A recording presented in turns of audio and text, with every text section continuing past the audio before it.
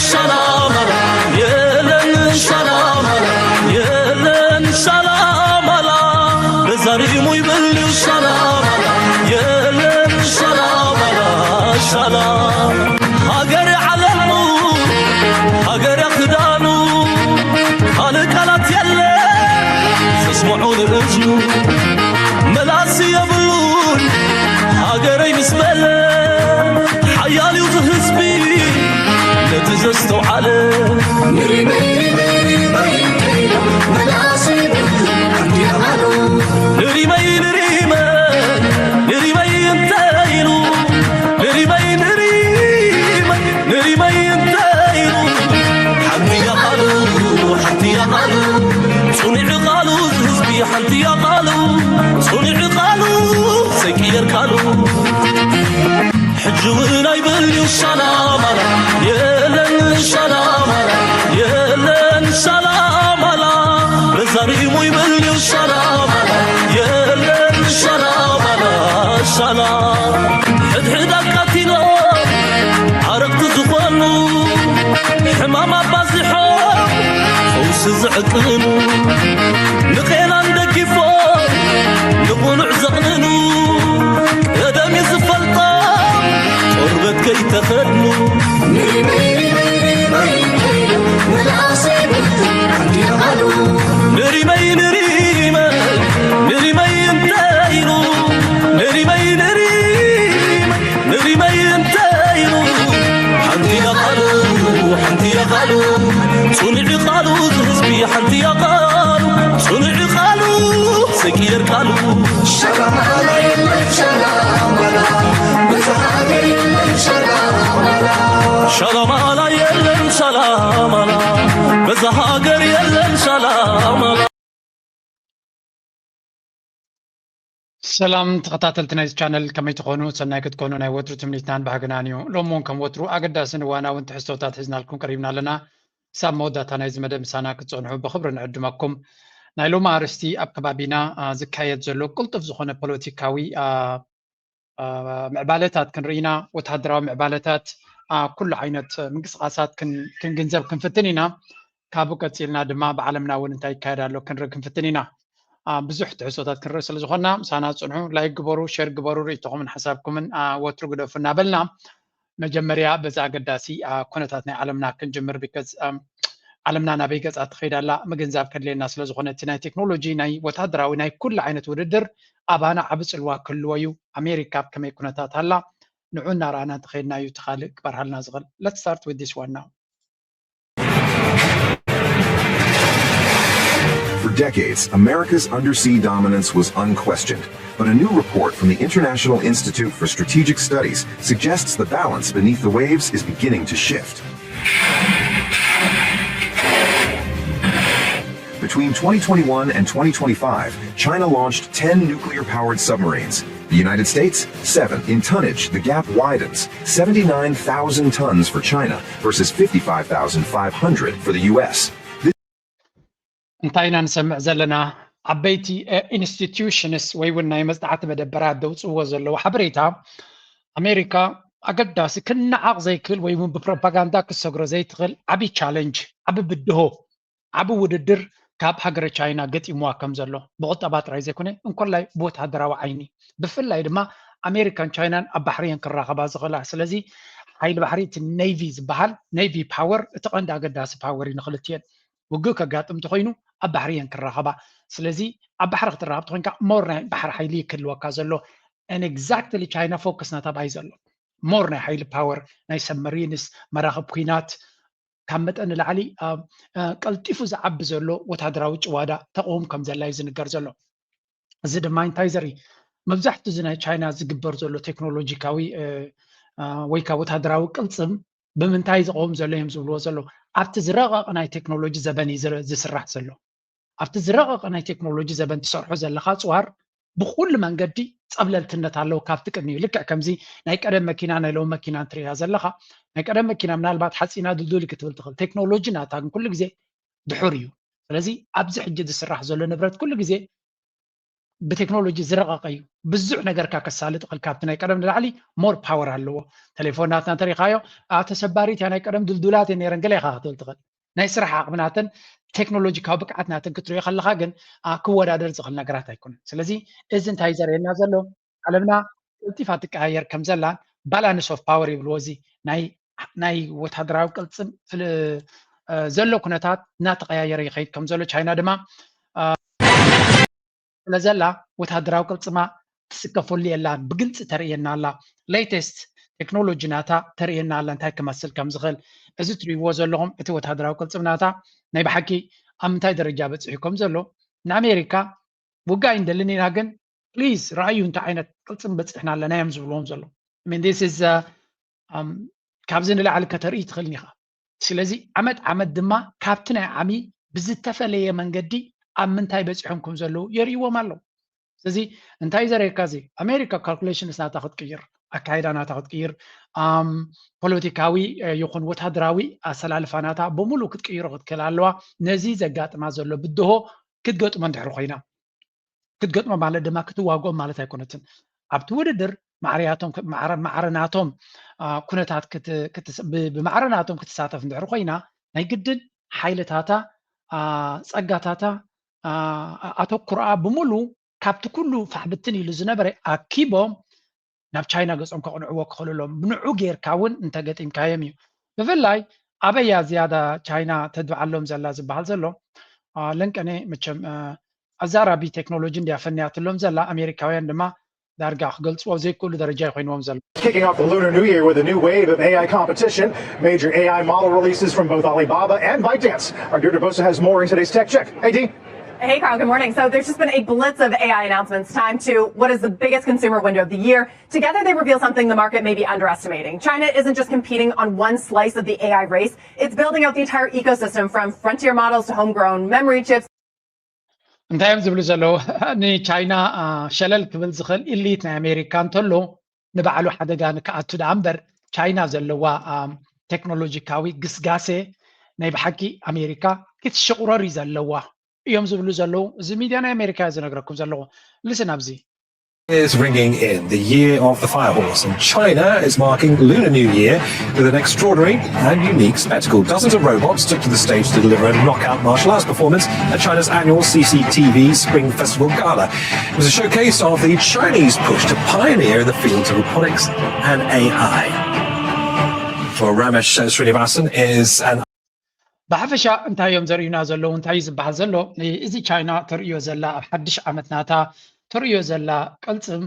ሳክት ንመህደዲ ወይ እውን ንመዘናግዒ ይኮነን መልእኽቲ እያ ተመሓላልፍ ዘላ እቲ መልእኽቲ ድማ ይሰርሕ ኣሎ እዚ መልእኽቲ እዚ ሄይ we're serious እዚ ሮቦታት ንብለኩም ንገብሮ ዘለና ንመላገፂ ወይ እውን ሳክት ንክትሓልፍ ከለኻ ክትወራዘየሉ ወይ ሳክት ኣይኮነን this is going to be part of life እዚ ሮቦታት እዚ ክፋል ናይ ደቂ ሰባት ክኸውን እዩ ኣብ ቁጠባ ኣብ ኢንዱስትሪ ቤዝ ኣብ ፋብሪካታት ኣብ ሕርሻታት ኣብ ሕክምናታት you name it ኣብ ኩሉ ኣብ ፅርግያ ኣብ ፖሊስ ኣብ ኩሉ ከኣትው እዮም ኣካል ናይ ደቂ ሰባት ክኾኑ እዮም እዚ ምንቅስቃስ ዘርእዩና ዘለዉ ድማ እንታይ ክገብሩ ከም ዝኽእሉ እዩ መቸም እዚ ፅቡቕ እንድዩ ማለት ካብኡ ናብኡ ዝስዕስዑ ዝሕግዙ ሮቦታት ክንርኢ ከለና ኣይንፀልኦን ኢና እንታይ ደኣልና እንደሊ እንድሕር ኢልኩም ድማ ካልእ ክፋል ድማ ሕጂ ውፅኦም ኣለዉ እዚ ኢና ንብል ዘለና እዚ ኢኻ ትዘፍርሃካ ርእይዎም እዚኦም እዚ ትውግእ ክኸውን ዝኽእል እዩ ዝበሃል ዘሎ ቀቲልካዮ ዘይመውት ቀቲልካዮ ክትሕጎስ ዘይትኽእል ሮበት ብረት ሒዙ መፅኡ ከምዛ ትርእይዋ ዘለኹም እዚ እጂ ንመርኣይ ኢሎም ዝገበርዎ እዮም ግን you can imagine ምዚ በዚ ሮቦታት እዚ ኩሉ እዚ ናይ ሲቪላዊ እናሳዕስዑ ንሪኦም ዘለና ሮቦታት እዞም እናሳዕስዑ እናተንቀሳቐሱ ንሪኦም ዘለና ሮቦታት at the same time እቲ ቀንዲ ስርሖም ኣብቲ ሚሊታሪ ካብዚ ንሪኦ ዘለና ንላዕሊ ከይዶም ከም ዘለዉ ንክንግንዘብ ጥራየ ዝደሊ ዘለኹ ኣነ ስለዚ እቲ ምትፍናን ናይ ዘን ሃገራት ንዓብይ ኣብ ዝኸደሉ ዘሎ እቲ ኣብ መንጎኦም ዘሎ ምትህልላቕ ንዓብይ ኣብ ዝኸደሉ ዘሎ ንስጥቶም ዝስዕስዑ ሮቦታት ወይ እውን እቶም ንመዘናግዒ ድዮም ንስራሕ ንምሕጋዝ እዩ ንካልእ ክሪኦም ንኽእል ሮቦታት ኖ ፕሮብለም ንዓታቶም ዝፀሎም ሰብ የለን ኢትስ ኦኬ ኩሉ ሰብ እውን ምሳቶም ክሰማማዕ ይኽእል እዩ ንሕና ንፈርህ ዘለና ንዓና ዘየርእዩና ሮቦታት ንዓና ክንሪኦም ዘይፍቀደና ኣብ ዲፈንስ ኣትዮም ዘለው ኣብ ውግን ኣብ ወረ ውግን ኣትዮም ዘለው ሮቦታት ይኹኑ ቴክኖሎጂታት ንሳቶም እዮም ቶም ዝያዳ ከፍርሁኻ ዘለዎምን ከሰክፉኻ ዘለዎምን እዮም ዝብሉ ዘለው ባት ኣጋይ ንሕና ሕጂ ቅድሚ ሕጂ ዝነበረ ኒኩለር ነይርዎም ካልእ ነይርዎም ብፍሉይ ንዓና ንኤርትራውያን ዝስንብድ ነገር ክህሉ ይኽእል ኢለ ይኣምን እንተተሰናቢዶም ንነብሶም ይግበረሎም ጥራይና ንብል የግዳስ እዚ አንተ በከሪኩም ዝጸናሕኩ ንዚ ናይ ውግእ ኮንሰፕት ናይ ሮቦታት ሓደ ካብቲ ከፍርህ ዝኽእል ነገር እንተለዎ እሱ ምክንያቱ ያ ሰራዊት ንሰራዊት ክኾን ከሎ ካልኩሌሽን ናትካ ቁሩብ ክፈላለ ይኽእል እዩ ንስኻ 50,000 ኣብ ሓደ ግንባር ኣፀጊዕካ ከለኻ 50,000 ሮቦታት ኣፀጊዕ ዘሎ እንታይ ኻ ክትገብሮ ትኽእል እዚ ነብሱ ዝኸኣለ ወልኣቲ ውግእ እውን ረይዎ ሰባትን ሮቦታትን እዮም ዘዋግኡ ዘለው እቲ ናይ መጻኢ ውግእ እንታይ ክመስል ከም ዝኽእል እዮም ደሪብኻ እቲ ብታሕቲ ዘሎ ትሪእዎ ኣለኹም ኣብ ላዕሊ እንታይ ኣሎ ዘስቕ እኳ ኣይኮነን ግን ክንስቐካ ኣለና እንታይ እቶም ኣባግዕ ዝመስሉ ዘለው ወታደራት እዮም ኣብ ልዕሊኦም ድማ ሓፍ ኢሎም ዝትኩሱ ቃመን ኣለው ድሮናት ኣለው ስለዚ እቲ ዓውደ ኩናት እንታይ ክመስል ከም ዝኽእል እዮም ንእሽተይ ግሊምፕስ ንእሽተይ መርኣይ ዝቡና ዘለው ስለዚ ሳይንስ ፊክሽን እዩ ዝመስል ሎሚ ፅባሕ ንጎ እዚ ነገር እዚ ናበይ ክበፅሕ ይኽእል ብብልቲ እንሻላ ከምዚታት ኣይርእየና ንኸውን ፈጣሪ ኣይርእየና ንኸውን ብርግፅ ግን እዚ ከምዚ ኣብ ርሑቕ ማዕዶ ኮይና ንጥምቶ ዘለና ጉዳይ ከምዘይኮነ ዝበዛሕኩም ሳይተሰማምዑ ኢኹም እዚ ኣብ ሓፂር ግዜ ከጋጥም ዝኽእል ኩነታት እዩ ኢና ንርኢ ዘለና እቲ ብረት ዝሰርሕን ነቲ ሮቦት ዝሰርሕን ንክልቲኦም ከገጣጥሞም እሞ ተገጣጢሞም ብሓደ ክሰርሕሉ ዝኽእሉ መንገዲ ምፍጣር ክከብዶም እዩ ኢልና ኣይንግምትን ኢና ስለዚ let's hope for the best እዮም ዝብሉ ዘለው let's hope ተስፋ ንገብር እዚ ጉዳይ እዚ ኣብ ቀረባ ግዜ ኣይብፅሕ ንኸውን ወይ እውን እቲ ዓለም ተረዳድያ ሓደ መዕለቢ ትገብረልና ትኸውን ብርግፅ ናይ ራሽያን ናይ ኣሜሪካን ናይ ቻይናን ውድድር ዘሎ ኣብ ናይ ቴክኖሎጂ ኣብ ናይ ሲቪላዊ መዓላ ኣብ ንህዝቢ ክጠቅም ዝኽእል ኩሉ ዓይነት ኩነታት ጥራይ ኣይኮነን ዝያዳ ዘን ሃገራት እዚኣተን ኣብ ወታደራዊቲ ውድድር ናተን ዘሎ እሱ ድማ እንታይ እዩ ብወገን ቻይና እቲ ካልኩሌሽን እንታይ እዩ ኣሜሪካ ብዘይ ኩናትን ካልእን ልክዕ ከምታ ዓዲ እንግሊዝ ነቲ ሆንግ ኮንግ ዝበሃል ዝነበረ ኣካል ናይ ቻይና ዝኾነ ወደባዊ ከተማ ገዲፍዎ ኣብ 1997 ብሰላም ኣረኪብዎም ዝወፀ ሎሚ ሆንግ ኮንግ ኣካል ናይ ቻይና እዩ ኣሜሪካ ድማ ንታይዋን ኣብኣ ከሎ ገዲፍዋ ክወፅእ ክኽእል ኣለዎ እቲ ካልኩሌሽንስ ክኸውን ዝኽእል ንሱ እዩ ስለዚ ደጊምና ደጋጊምና እንሪኦ ዘለና መዛረቢ ነጥቢ ቻይና ትገብሮ ዘላ ወታደራዊ ቅልፅም ንኣሜሪካ ዝኾነ ይኹን ካልኩሌሽንስ ከይገበረት ነብሳ ኣልያ ካብቲ ከባቢያ ክትርአ እዚ ቀዳማይ ደረጃ እዩ ድሕሪኡ እቲ ፅልዋ ክዓቢ እዩ እተን ኣብ ከባቢ ቻይና ንኣብነት ኣብዚ ትሪእዎ ዘለኹም እቲ ወታደራዊ ቅልፅም ኣብዚ ሕጂ ዘለናዮ ክንሪኦ ከለና ኣሜሪካ ፀብለልትነት ኣለዎ ንኣብነት ኒኩላር ፓወር ሳብመሪንስ ብኒኩለር ዝዓጠቃ ሳብመሪናት ክሳብ 65 ብቁፅሪ ኣለዎ ኣሜሪካ ቻይና ግን 12 እዩ ዘለዋ ባሊስቲክ ሚሳይል ቦትስ ባሊስቲክ ሚሳይል ዝሓዛ ድማ 14 እዩ ዘለዋ ቻይና 6 እዩ ዘለዋ ኣታክ ቦትስ መጥቃዕቲ ክገብራ ዝኽእል ባቡራት መራኽብ ወይ ጀላቡ ዓበይቲ ማለት እዩ ኣሜሪካ 0 ኣለዋ ቻይና 6 ኣለዋ ሕጂ እቲ ቻይና ኣብቲ ሞደርን ዘሎ ቴክኖሎጂያት ትዕብልላ ዘላ በር ኣብቲ ናይ ቀደም ኣሜሪካ ናይ ዓመታት መንፀፍ ነይርዋ እዩ ቻይና ትዕብልለሉ ስለዚ ኣሜሪካውያን ድሮ ይርድኦም ኣሎ እቲ መርሕነት ኣለዎም እዩ እዚ መርሕነት እዚ ግን ንክንደይ ከፅንሖም ይኽእል we don't know ዝኾነ እዚ ካብዚ ኣብ ቪድዮ ትሪእዎ ዘለኹም መልእኽቲ ሓደ ነገር እዩ እቲ መልእኽቲ ድማ እንታይ እዩ ቻይና ንኣሜሪካ ፉሊ ኢንጌጅ ብቁጠባ ብወታደራዊ ብዲፕሎማስያዊ ብኩሉ ነገር ብቴክኖሎጂ ትወዳደራ ስለ ዘላ ኣተኩሮ ናይ ኣሜሪካ ሰሪቃቶ ኣላ ኣሜሪካ ሙሉእ ኣተኩራ ናብ እዩ እዚ ማለት ግን ንቻይና ጥራይ ኣይኮነ ጥምቱ ዘሎ ንቻይና ክስዕራ ማለት ኣብ ቻይና ከይድካ ጥራይ ዘይኮነ ፅልዋናታ ኣብ ኣፍሪካ ኣብ ኤሮጳ ኣብ ላቲን ኣሜሪካ ኣብ ኤስያ ክትሰብሮ ኣለካ ስለዚ ናብ ቻይና ዘተኮረ ፖሊሲ ክገብሩ እዮም እቶም ምስ ቻይና ብቀረባ ዝሰርሑ ዘለዉ ሃገራት ኣብ ኣፍሪካ ዘለዉ ቀሊል ዘይኮነ ብድሆ ይፅበዮም ኣሎ እንድሕሪ ኣሜሪካ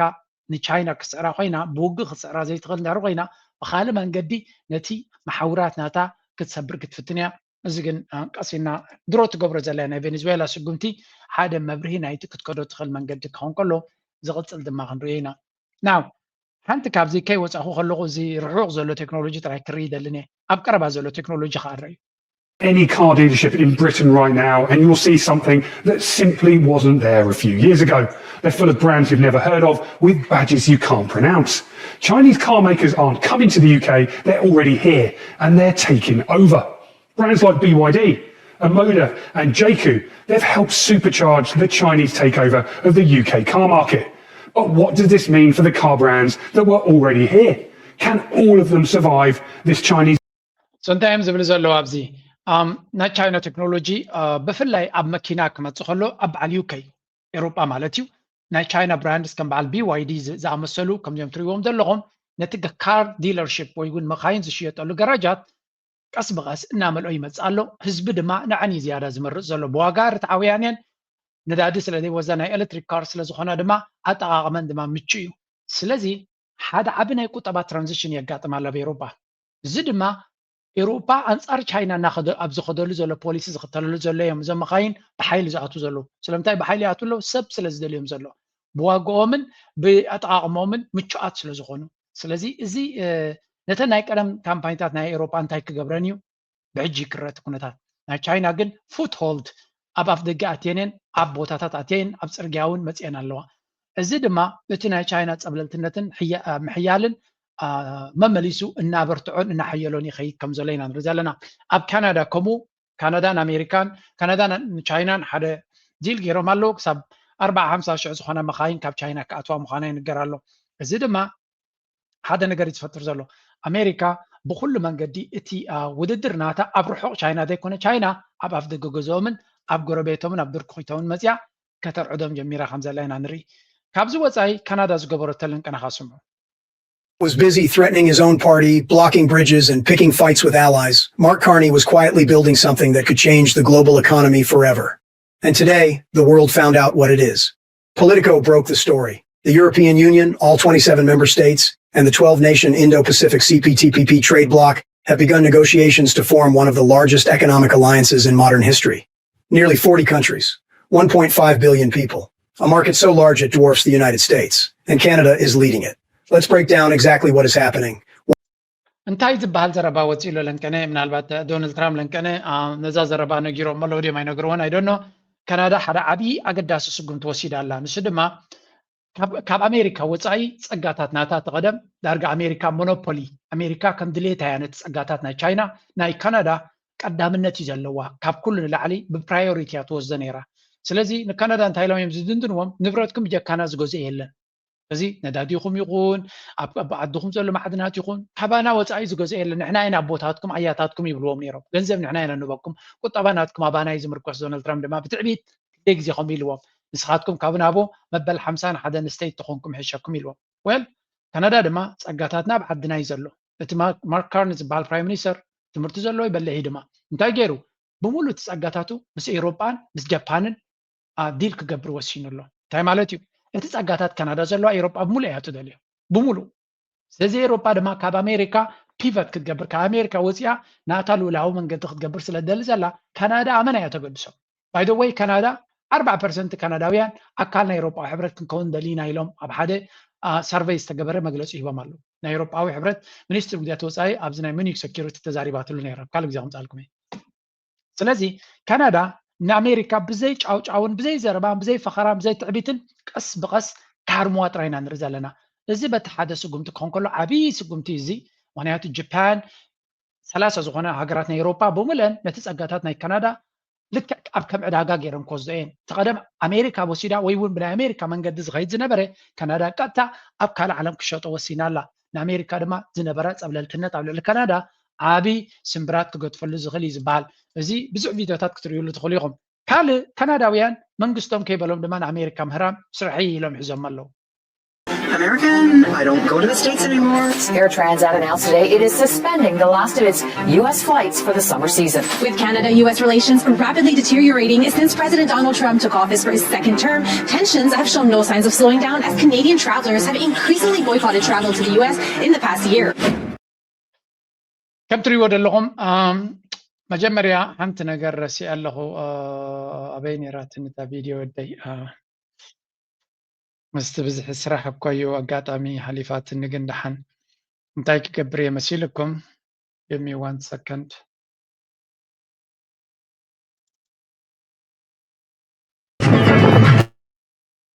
ኣብ ቅድሚት እንዲ ክብለኩም ደልየ ነይረ ረመዳን ከሪም ክብል ይደሊ የቕረታ ይተሓዘለይ ተኸታተልቲ ናይ ቻነለይ ኣጋጣሚ ኣብዚ ስድራ ይወፁ ስለ ዝነበሩ ክጅምር ከለኹ ቁርብትለይ ሸተት ኢላትኒ በቲ ቀዳምነት ክጅምሮ ዝግባእ ጀመርኩን ሎሚ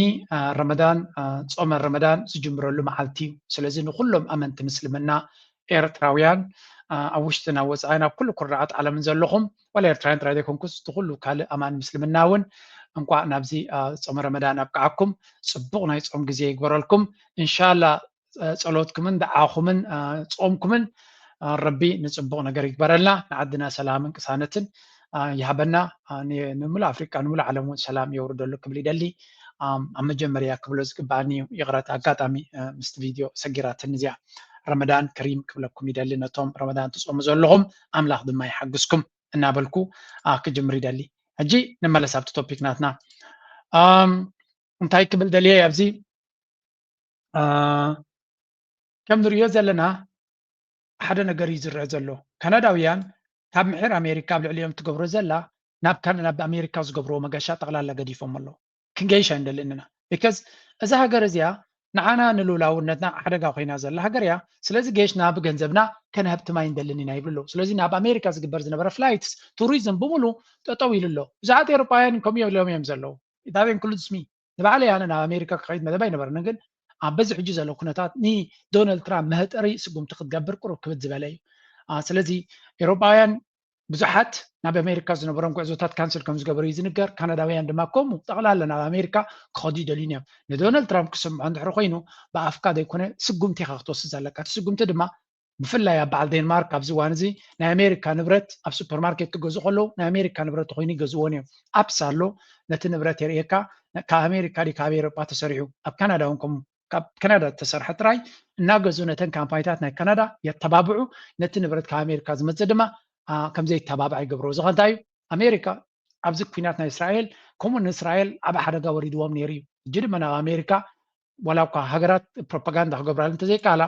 እቶም ዜጋታት ግን ከምኡ እዮም ዝገብሩ ዘለዉ ክንዲ ትዛረብ ብገንዘብካ ኢኻ ክትቆፅዖ ዘለካ ንሓደ ዝፀርፈካን ዝንዕቀካን ንብረቱ ትገዝእን ኢኻ ንሓደ ዝፀርፈካን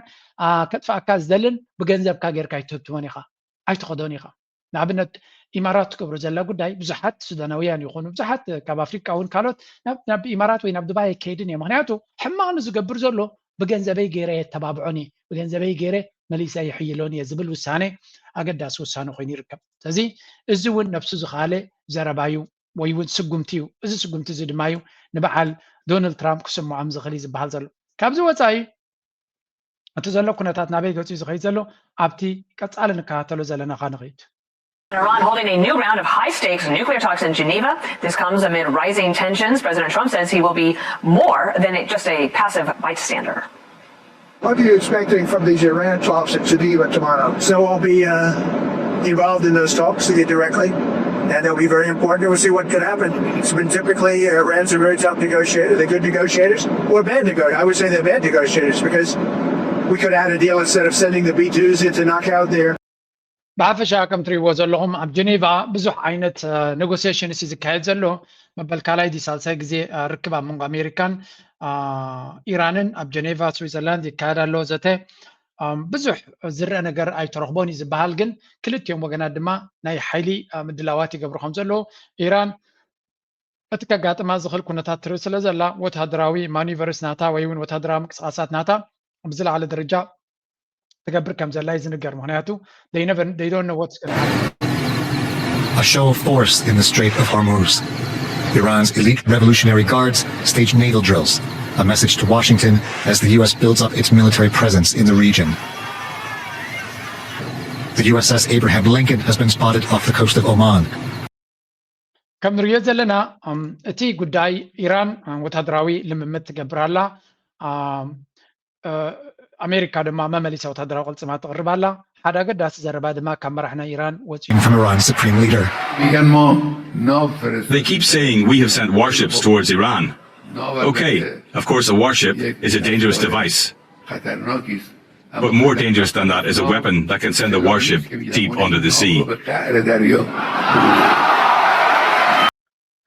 Okay, انت يزبل زلو بحفشا أمريكا بزح مراخب كويناتن كالن سديدة إلى تفكرنا الله تفرارهنا الله يس اتسديدات زلا مراقب كوينات قليل مراقب هيكون ويم قليل نبرت هيكون حدغنيايو كابوز حيل جن نتا مصيا زلا مركب نعم عمق بحري كتوا زخلا صوارون حيالا صواريو نابله ስለዚህ መራኸብኩም ከተምፁ ትኽእሉ ኢኹም ነተ መራኸብኩም ኣብ ዓሙቕ ባሕሪ ከነስፍረኒና ዝመስል ዘረባ ድማ ይንገር ኣሎ እዚ ኸ እንታይ እዩ ኢራን ንኣሜሪካ ፈሪሃ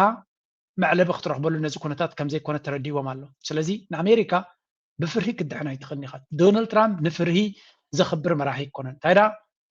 ዘለካ ሒዝካ ክትመፅእ ኣለካ ብዘለካ ክትታኾስ ክትክል ኣለካ ሓያል ትኮይንካ ጥራይ ዶናልድ ትራምፕ ከኽብረካ ዝኽእል ፑቲን ፈሊጥዎ ኣሎ እታ ገይብ ኢራን እውን ፈሊጦም ኣለዉ whatever it is የስ ክንዘራረብ ኢና ግን ኣብ ባይታ ሓይሊ ምስ ዝህልወና ሓይልና ምስ ንዕቅብ ጥራይ እምበር ኣሜሪካ ደንጊፃ ከተጥሕነና ከም ዘይትኽእል ወይ እውን ፅቡቕ ዲል ክትገብረልና ከም ዘይትኽእል ርዱእ ይብሉ ኣለዉ ስለዚ እቲ ኩነታት ኣብ ከምዚ ደረጃ ምፍጣጥ እዩ ዘሎ እናተባህለ ከሎ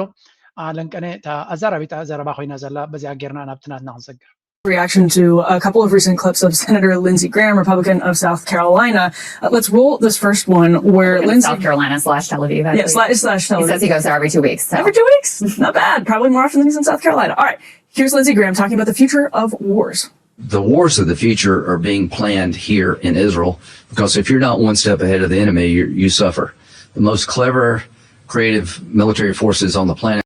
Is this America Senator ilka ክትዛረበሉ ኣዝዩ ከቢድ እዩ ድሮት ሚድያ ናይ ኣሜሪካ ግን ተተሓሒዝዎ ኣሎ ወላ ሓንቶ ገብርዎ ይኩሉን እዮም እቲ ናይ እስራኤል ኤፓክ ዝበሃል ስለ ዘለዎ ሚድያ ካቨሬጅን ገለን ስለ ዘለዎ ፀገም ክመፆ ዝኽእል ኣይኮነን ግን ከክልተ ሰሙን ናብ እስራኤል እየ ዝኸይድ ኢሉ ከክልተ ሰሙን ናብቲ ንዑ ዝመረፆ ህዝቢ ሳውስ ካሮላይና ኣብ ከክልተ ሰሙን ኣይከዶምኒ ስለዚ እንታይ ዘርእየካ ሰብ እዚ ክንዲ ምንታይ ሃገራዊ ረብሓናቱ ናይ እስራኤል እምበር ናይ ኣሜሪካ ከም ዘይኮነ ኣሜሪካውያን ድማ ክሓፍሩን ክሓዝኑን እዮም ዝግባእ እዮም ዝብሉ ዘሎ ብትኽክል ምክንያቱ ሓደ ንህዝቢ ኣሜሪካ ክውክል ንፀገማት ናይ ኣሜሪካ ክፈትሕ ኢልካ ዝመረፅካዮ ሰብ ኣብ ክልተ ሰሙን ናብ እስራኤል ክኸይድ ከሎ ዝሕዝን እዩ እንታይ ኸኢሉ ናይ መፃኢ ኩናት ናይ ዓለም ወይ እውን ናይ መፃኢ ኩናት ዓለም ኣበይ ክትዋጋእ ምዃና ኣብ እስራኤል እዩ ዝምደብ ኢሉ ትኽክል ከይተረዶ ይብፅወታ ዘረባ ስለዚ ኣቐዲምካ ኩነታት ኩናት ናበይ ክኸይድ ምዃኑ ድሮ ሕጂ ነጊሮም ኣለዉ ካብዚ ኮንፈረንስ ክወፁ ከለዉ ኔክስት ኩናት ድሕሪ ኢራን ናበይ ምዃኑ ነጊሮም ኣለዉ ፅንሕ ኢለ ክሕብረኩም እየ ስለዚ በዚ መቃን እዚ እንተተረዲኹሞ ኣብ ቀርኒ ኣፍሪካ ዝግበር ዘሎ ኤግዛክትሊ ኣካል ናይዚ ፕላን እዚ ምዃኑ ከብርሃልኩም እየ Now let's go to the in Ethiopia's Tigray region have escalated once again. Reports suggest that both Ethiopia's veteran soldiers and Tigrayan troops have marched along the border of the country's northern Tigray region. This has sparked fears of a renewed civil war. The news agency AFP has quoted local sources in Tigray who are calling the troop mobilization massive. They added that unless the international community exerts pressure on the parties to resolve the conflict, the risk of another war increases. The Tigray civil war lasted from 2020 to 2022. It pitted Ethiopian federal troops against rebels from the Tigray People's Liberation Front. ከም ትሪእዎ ዘለኹም ኣገይን ኢትዮጵያ ዝበሃል ንሱ ናይ ምዕባለን ናይ ገለመለን ከም ዝኾነ ሓረካት ይገብር እታ ሃገር ድማ ኣብ ኩናታት እያ ከም ዘላ ኢና ንርኢ ዘለና ዳርጋ ኦልሞስት ናይ ኩናት ሪስክ ናታ ከዓ ንጉሆም ምሸት እንድዝረብ ዘሎ ኣርስቲ እዩ እንታይ ማለት እዩ እዚ ብልፅግና ዳርጋ እቲ ዜና ናይ ኢትዮጵያ ሙሉእ ብሙሉእ ናይ ኩናትን ወረ ኩናትን እዩ ኮይኑ ዘሎ ዳርጋ እቲ ምዕራባዊ ሚድያ ንኢትዮጵያ ቀፃሊ ኣብ ናይ ኩናት ኣፋፍነት ዘላ ድሮ ኣብ ኩናት ዘላ እንድያ ግን ከምኡ ይብልዋን እዮም ዓብ ኩናት ይመፅእ ኣሎ ንሰሜን ናብ ትግራይ ኩናት ክጅመር ይኽእል ኣሎ ይብሉ ኣለዉ ኣምሓራ ዝግበር ዘሎ ኩናት ኣብ ኦሮምያ ዝግበር ዘሎ ከም ንቡር ገይሮም እዮም ዝወስድዎ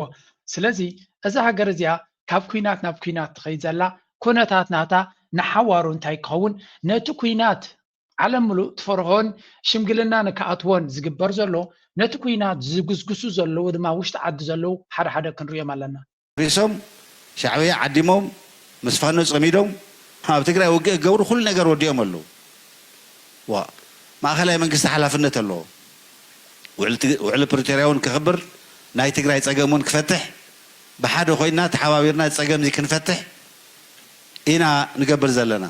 ክሻብ ህዚ ዓንቶ ኣሰፋ ገሊፅዎ ኢለ ዝሓልፎ ዘለኹ እምበር ኣብቲ ዝሓለፈ 6 ወርሒ ምስ ማእኸላይ መንግስቲ ዘለና ርክብ እናጠንከርና ከይድና ኣናእሽተይ ዘይምትእማን ተነይሩ ንሱ እናፈታሕና ህዘብ ዝሓሸ ናይ ምትእማን ደረጃ በፂሕና ኣለና ኢልና ኢና ንኣምን ንቅድሚት ድማ ስራሕትና ኣቀናጂና ክንሰርሕ ኢና ኢልና ኢና ንኣምን እዚ እውን ሓደ ዓብዪ ሓይሊ እዩ እቲ ዲፕሎማቲክ ኮሚኒቲ እቲ ማኒፌስቶ እናርኡ እዚ ትክክለኛ እዩ ጥራሕ ከመይ ጌርኩም መንግስቲ ከም ተውርዱ ኢኹም ክትሓስቡ ዘለኩም እምበር ፅቡቅ ነገር كم زياتري وزلهم إذا سبزي نتا كوينات كم مرعايو دصبيا زلو ناي بحق يا مرعا كوينات تزلا we don't know دبرتين أبزح حتير جزء ذهب مجلسي فلت بسمع بريتوريا بزحات نقاط كوجنو سمع تغير نيري يعني كله العالم نتنا خبر حزبنا حراق وص تمزاولن تسددنا بوتو خملس قالوت قدياتكون كوجنو سمع تغيرو يعني 3 عامات غيرنا ون يتفصمن حزبنا اب كبيد سقاي مكرا بحمام من كميتهم زرفلو خناتون مزبلنا هنا كابز سغيرو تسمع بريتوريا تطحسو بتسفرم وغن تግራይ اب كبان عصواناتيا محبرون ايكونوميون درو تي مبل حمسان حدن صمبلناي هوحات مسرتناي هوحات ابز بعللو زلو تخدينو زلو كدان نسو نفسو زخالت ملسي زباكانو مغلص ينبعلو معناتو ناي مخته ناي كوينات هواهو ابزوريون كم زلو يوزر زلو بزحات كيلاتات كم زغلصو زلو بلصقنا ገጅፍ ዝኾነ ወታደራዊ አቃውማ ከም ዘለዎ ከም ትሪዎ ዘለኹም ከመይ ዝበለ ወታደራዊ አቃውማ ኣለዎ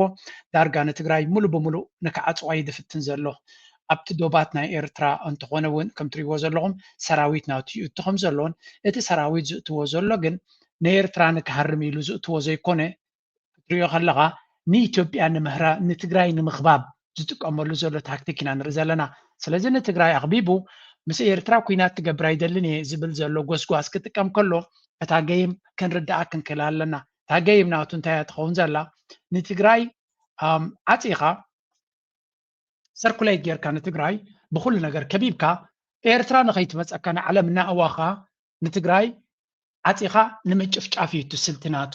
ነዚ ነገር እዚ ኤርትራ ስቂላ ክትሪዮ ዲ ኣይትሪዮን ንግዜኡ ንገድፎ እዩ መብዛሕቲ ግምታት ናትና ኤርትራ ነዚ ገይም እዚ ኣፀቢቓ ስለ ትፈልጦ ስቂላ ክትሪዮ ይኮነት ምክንያቱ እቲ ንሱ ኣብ ትብጫ ትሪዎ ዘለኹም ላዕሊ ገይሮሞ ዘለዉ ንኤርትራ ንምኽባብ ወይ እውን ሰራዊት ናይ ኤርትራ ወይ እውን ዝኾነ ይኹን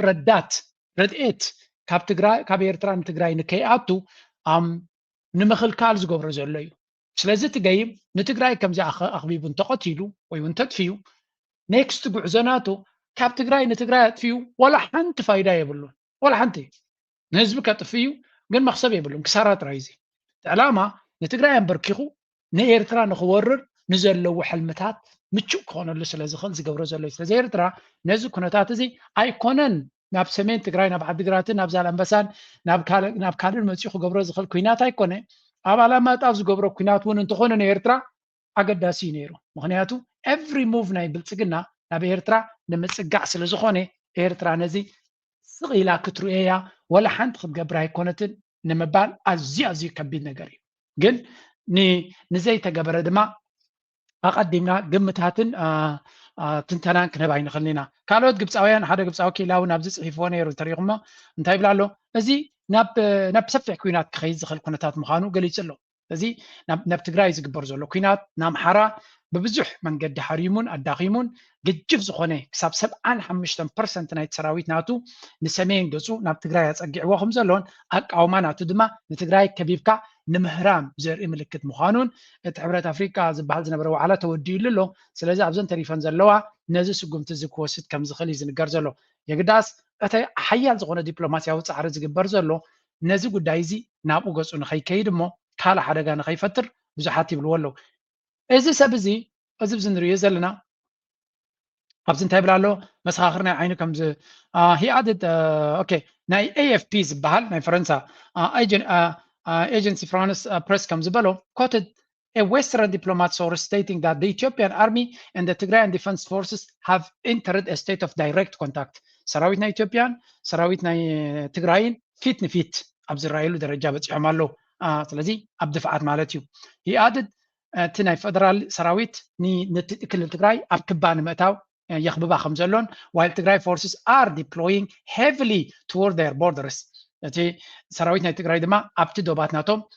ይኣቱ ከም ዘሎን the presence of such a massive numbers face to face is a harbinger of imminent danger ስለዚ ናይ ክልቲኡ ሓይልታት ገጅፍ ሰራዊት ፊት ንፊት ይራኸብ ምህላው ንሓደ ዓብ ኩናት ዘርኢ ይብላሎ according to eyewitnesses መሰኻኽርና ዓይኒ military convoys including tanks armored personnel carriers and air defense systems were spotted moving from Oromia and Amhara toward the axis of Alamata Korem ጸለምቲ commune ጸለምቲ in response Tigray fighters estimated approximately 110,000 personnel have fortified their positions ስለዚህ air defense system ናቶም ምክልኻል ናይ ነፈርቲ ይኹን ናይ ሚሳይላት ይኹን ካላት ዋር ካብ ኦሮሚያን ካብ አምሓራን ናብ አላማጣ ናብ ኮሬም ከምኡ ናብ ጸለምቲ ገጹ ተጸጊዑ ከም ዘለዎን the Tigray fighters estimated ክሳብ 110,000 ዝኾኑ ሰራዊት ናይ ትግራይ ድማ ኣብ ግንባራት ናቱ ኣብ ግንባራት ዓሪቱ ከም ዘሎ እዩ ዝንገር ዘሎ for this for in a sharp tone ደብረጽዮን ድማ ኣብዚ መግለጽ ናቱ in sharp toned speech Debretsion Gabra Mikhail, chairman of the TPLF Malatu, accuses the central government of violating of the peace and a Pretoria peace agreement through economic blockade and military mobilization. ስለዚህ ንውዕል ፕሪቶሪያ ብልጽግና ሙሉ ቀቲሉ ወሎ ስለምታይ ሓደ ንትግራይ ብቁጠባዊ እጽዋ ብምግባር ካልኣይ ድማ ወታደራዊ ምንቅስቃስ ብምግባር ንወራር ብምድላው for his part the military commander of the interim administration Lieutenant General ታደሰ ወረደ ድማ ብግዲኡ announced that the region's commitment to peaceful solutions, noting that despite the harsh humanitarian conditions faced by the community ከባቢ ሕብረት አፍሪካ ይኹን ካልኦት ነቲ ዘሎ ኩነታት ተገንዚቦም ከንዲ መፍትሒ ዘናድዩ ነቲ ሽግር ናይ ትግራይ ናይ ተጋሩ ብፍላይ ድማ ኣብቲ ተፈናቂሉ ዘሎ ህዝቢ ዝበሪ ዘሎ ንዑ መፍትሒ ክገብሩ ብዘይምኻሎም we will not hesitate to defend ስለዚ እቲ ህዝብና እቲ ተፈናቂሉ ዘሎ ወገንና ዝኣክል ድጋፍ ይረክብ ስለዘየለ ንዑ ንምጥሓን ኩሉ ዝከኣለና ክንገብር ምዃንና ይብል ኣሎ ኣብዚ ድሕሪት እውን ኣለብቲ ቪድዮ ከሪእኩም although the balance of power is in favor of Addis Ababa in terms of numbers and aerial superiority especially with the Chinese and Turkish drones Tigrayan forces possess the advantage of terrain and combat experience in guerrilla warfare ስለዚ ወላ እኳ እቲ ኩናት ክረአ ከሎ ብዓይኒ ግብፃውያን ቱርካውያን ክትሪኦ ከለኻ ዓቕሚ ናይ እቲ ሚዛን ናይ ኩናት ናብ ብልፅግና ገፁ ዝዘዝን ተመሰለ ተጋሩ ግን ሓደ ኣብ ዓዶም ዝግበር ዘሎ ጎቦታት እዩ ዓዶም ኣኽራናት ናይ ዓዶም ይፈልጥዎ እዮም ልዕሊ ኩሉ ድማ ንርስቶምን ንመሬቶም እዮም ዝቃለሱ ዘለው ካልእ ድማ ዘይተረድኦም ነገር እዛ ኣፅዋር እዚ ሓድሽ ኣይኮነን ኤርትራ ድማ ኣብ ጎኖም ኣላ ስለዚ I think እቲ ኩናት እንተተጀሚሩ ቀሊል ኩናት ክኾን ኣይኮነን ብዓብዩ እቲ ድሮናት ናይ ብልፅግና ዓውደ ኩናት ዝቕይር ነይሩ ተዝኸውን መጀመርያ ኣብ ክልል ኣምሓራ ውፅኢት መምፅእ ነይሩ ስለዚ ክሳብ ሕጂ ውፅኢት ካብኡ ዘይምርኣይና ፍሉይ ነገር ካብዛ ኣፅዋራት ናቱ ክመፅእ ዝኽእል ነገር ከምዘየለ ኢና ንርኢ ዘለና ደብረፅዮን ከምኡ ታደሰ ወረደ እውን ኣብቲ ናይ ህወሓት መፅኡ መደረ ስሚዑ ነይሩ እዩ ተጠንቀቕ ሰላማዊ ምምሃራት ንምባል ኩሉ ሰብ ሰላማዊ መገዲ ምፍታሕ ኩሉ ዘሎ ኣማራፅታት ክንገብር ኢና እዚ ግምት ኣትዩ ብወገን እዚ ሕቶ እዚ ኣብ ምፍታሕ ቁልፊ ተራ ዘለዎ መደራደርቲ በዓል ጉዳይ ፌደራል መንግስቱን ነዚ ምፍታሕ እና ከክንዲ ናይ ሓይሊ ምቅርራብ ናይ ኩናት ምድላው ከክንዲ በዚ ሓለፈ በዚ ዘበለ ዝብል ነገር በታውሱ ንባዕሉ መፍትሒ ዘይኮነስ ካሊእ ሳዕቤናቶም ዝፈጥር ስለዚ መቸም ከምዛ ንሪኦ ዘለና እታ ጉዳይ ብሓፈሻ እዚ ንሪኦ ዘለና መስርሕ ከቢድ ዝኾነ ኩነታት ዝፈጥር ምዃኑ ርኢና ኣለና ብልፅግና ኣብ ከምዚ ኩነታት ናብ ትግራይ ናብ ኩናት ተፋጢጡላ ኣብ ዘሎ ኩሉ ግዜ ሃገር ፕሮፓጋንዳ ናታ ናበይ ገፁ እዩ ከተስተብል ክትክል ኣለካ እዚ ዕላማ ናይዚ ኩናት ንትግራይ ምስዓር ወይ እውን ንፋኖ ምድምሳስ ከም ዘይኮነ ካብቲ ሃገራዊ ቴሌቭዥን ናቶም ኢኻ ትግንዘብ ምክንያቱ they already know ፀላእዮም መን ምዃኑ ናብ መን ታርጌት ገይሮም ከም ዘለዉ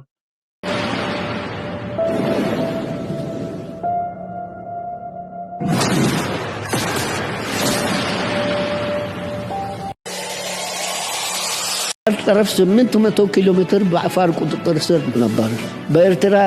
ተዳደረን አናውቅም። በኢትዮጵያ ሕዝብ ስም ምንም ጉዳይ ሊወስን ሊያግድ ወይም ሊሰርዝ አይችልም። ሕጂ እንታይ ኢና ንርኢ ዘለና ኣብዚ ሕሉፍ ሓሊፎም ኣብ ታሪክ ተመሊሶም ብዛዕባ ልኡላውነት ናይ ኤርትራ ብዛዕባ ታሪክ ናይ ኤርትራ እዮም ዝፈላሰፉ ዘለዉ ብካልእ ዘራርባ ኤርትራ ደም ርሂፃ ን30 ዓመት ተቃሊሳ ነቲ ዝነበረ ጎበጣ ናይ ኢትዮጵያን ደርግን ብቅልፅማ ሴራ ናጽነታ ኣውጃ ኣክንዲ ከምቲ ኢዶም ማለት ንዓና ንሙሉእ ህይወትና ከርተት ዝገበሩና ከርተት ከም ዝብሉ ክትገብሮም ዝግባእ ዝነበረ ኣይገበረትን ከምኡ ምክንያቱ ንዓና እውን ረብሓ ኣይኮንን ኢሉ ስለተኣመነ ንኢትዮጵያ ኮፍ ኢሎም እቶም መራሕቲ ናይ ኤርትራ እቶም ኣብ ባይታ ፋሕብትን ዘእተውዎ ንስርዓቶም ኮፍ ኢሎም ምሶም ክዘራረቡ ከለዉ እቲ ድርቅና ናይቶም ኢሊት ናይ ኢትዮጵያ ንሓደ ብዓይነ ብረት ብታንኪ መፅዩ ኣብ 4 ኪሎ ኣትዩ ነቲ ስርዓት ኣብኡ ዝነበረ ከም ሓማኩሽቲ ወይ እውን ከም ሓሪጭ ምስ ንፋስ ከም ዝኾነ ተበቲኑ ከም ዝጠፍእ ንዝገበረ ስለምንታይ ባሕርኹም ናፃ ኣውፂኹም እዩ ዝብል ዘሎ እዞም ትሪእዎም ዘለኹም ናይ ኤርትራ መራሕቲ ናይ ኤርትራ እዮም ድሩዕ ትሪእዎ ኣለኹም ፕሬዚደንት ኢሳያስ ትሪእዎ ኣለኹም ጴጥሮስ ሰሎሞን ትሪእዎ ኣለኹም ሓበኒ ሽሞም ጠፊና ተሕጅስ ሚኒስትር ጃቶ ወፃኢ ናይ ኤርትራ ዝነበረ ቀደም my goodness علي سعيد عبد الله كمنا بلو يقصل اليوم ابشن شاد من تسانكلتن اب اثيوبيا خيدوم مس اثيوبيا كزرارب تا اثيوبيا بعلم زهنصوا زنبر اثيوبيا ማለት ዝክትነጽ እምበር ተስዓን ሓደን ኤርትራ ኣብ 4 ኪሎ ካኣቱ ከለው ብዙሕ ነገር ክገብሩ ይኽእሉ ነይሮም እዮም እታ ኢትዮጵያ ዳግማይ ከም ዘይትህነጽውን ክገብሩ ይኽእሉ ነይሮም እዮም ግን ድሓን ኣብ ታሪክ ኣይንከሰስና ትዝግበር ትክክለኛ ኩነታት ተገይሪ ንሕማቕ ዝገበረካ ጽቡቕ ምግባር ድማ ካብ ኣምላኽ ወንጻማ ዓስቢ ትረኽበሉ ኢኻ ብዝኾነ ተመሊሶም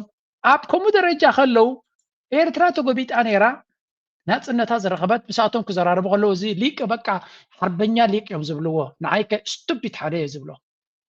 ኢትዮጵያ እንታይ ኣለዋ ኣብ መሬት ኤርትራ ኣብ ባሕርና ኤርትራ እንታይ ኣለዋ እቲ ድፍረት ናቱ ድማ ብዛዕባ ኢትዮጵያ ክውስን ዝኽእል who are you ብዛዕባ ኢትዮጵያ ከዝወሰነልካ የለን ኤርትራ ግን ናፃ ሃገር እያ ኤርትራ ብቕልፅማ ናፃ ኮይና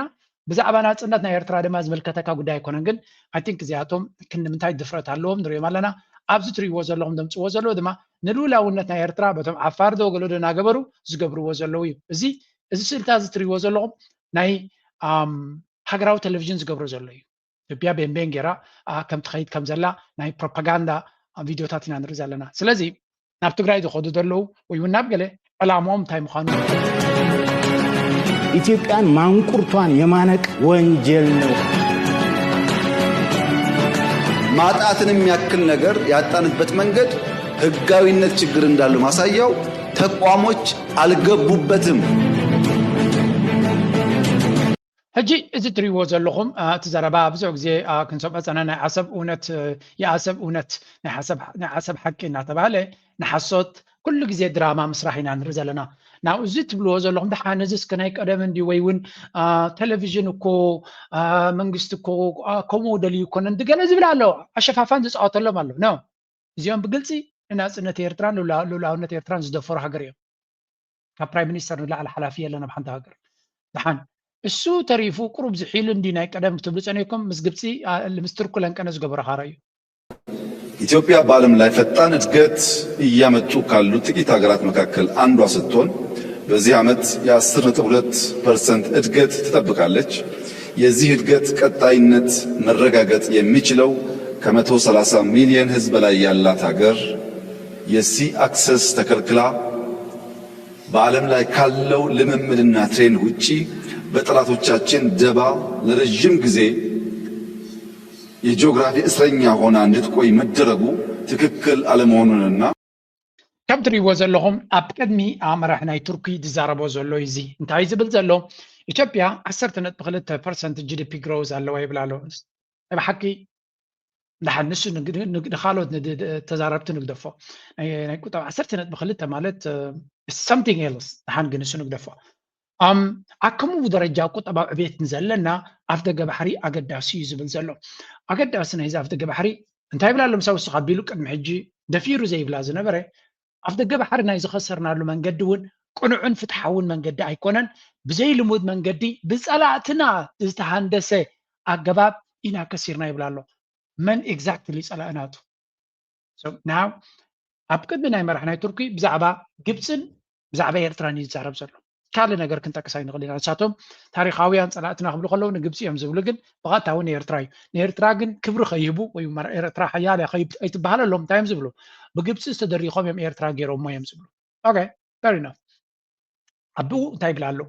እንታይ ከይልዎ ክንሰምዕና ሕጂ እታ ትቕፅል እንታይ ተሰማሚዐ ዝብል ሓሶት ናቱ ሓሳዊ ናይ ሓሶት PhD ዘለዎ ስለ ዝኾነ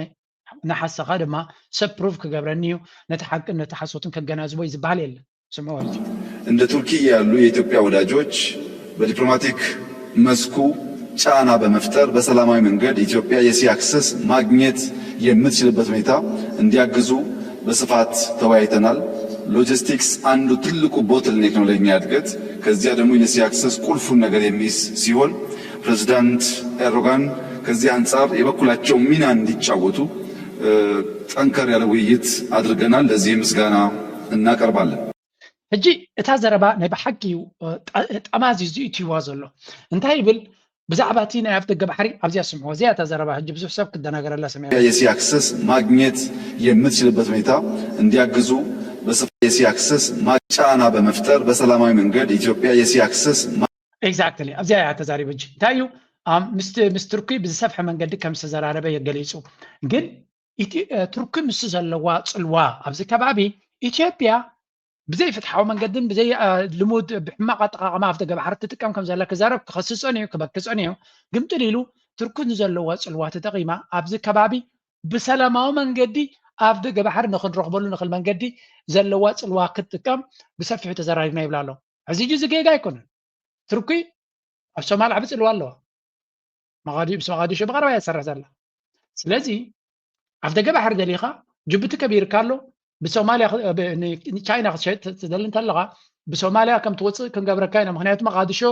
بودبنا مقادشو تسعل لا بزح انفست قبر لا يابو ስለዚህ بو تتقامل من قد كتفطروا لي تخيل يا سوماليا تزراربا منقس زي سومال دما بزدل خايا من قدي بتي علم لخاوي حق ቋንቋና ይንግዲ ክንባካን خلينا ኢሎም ስለዚህ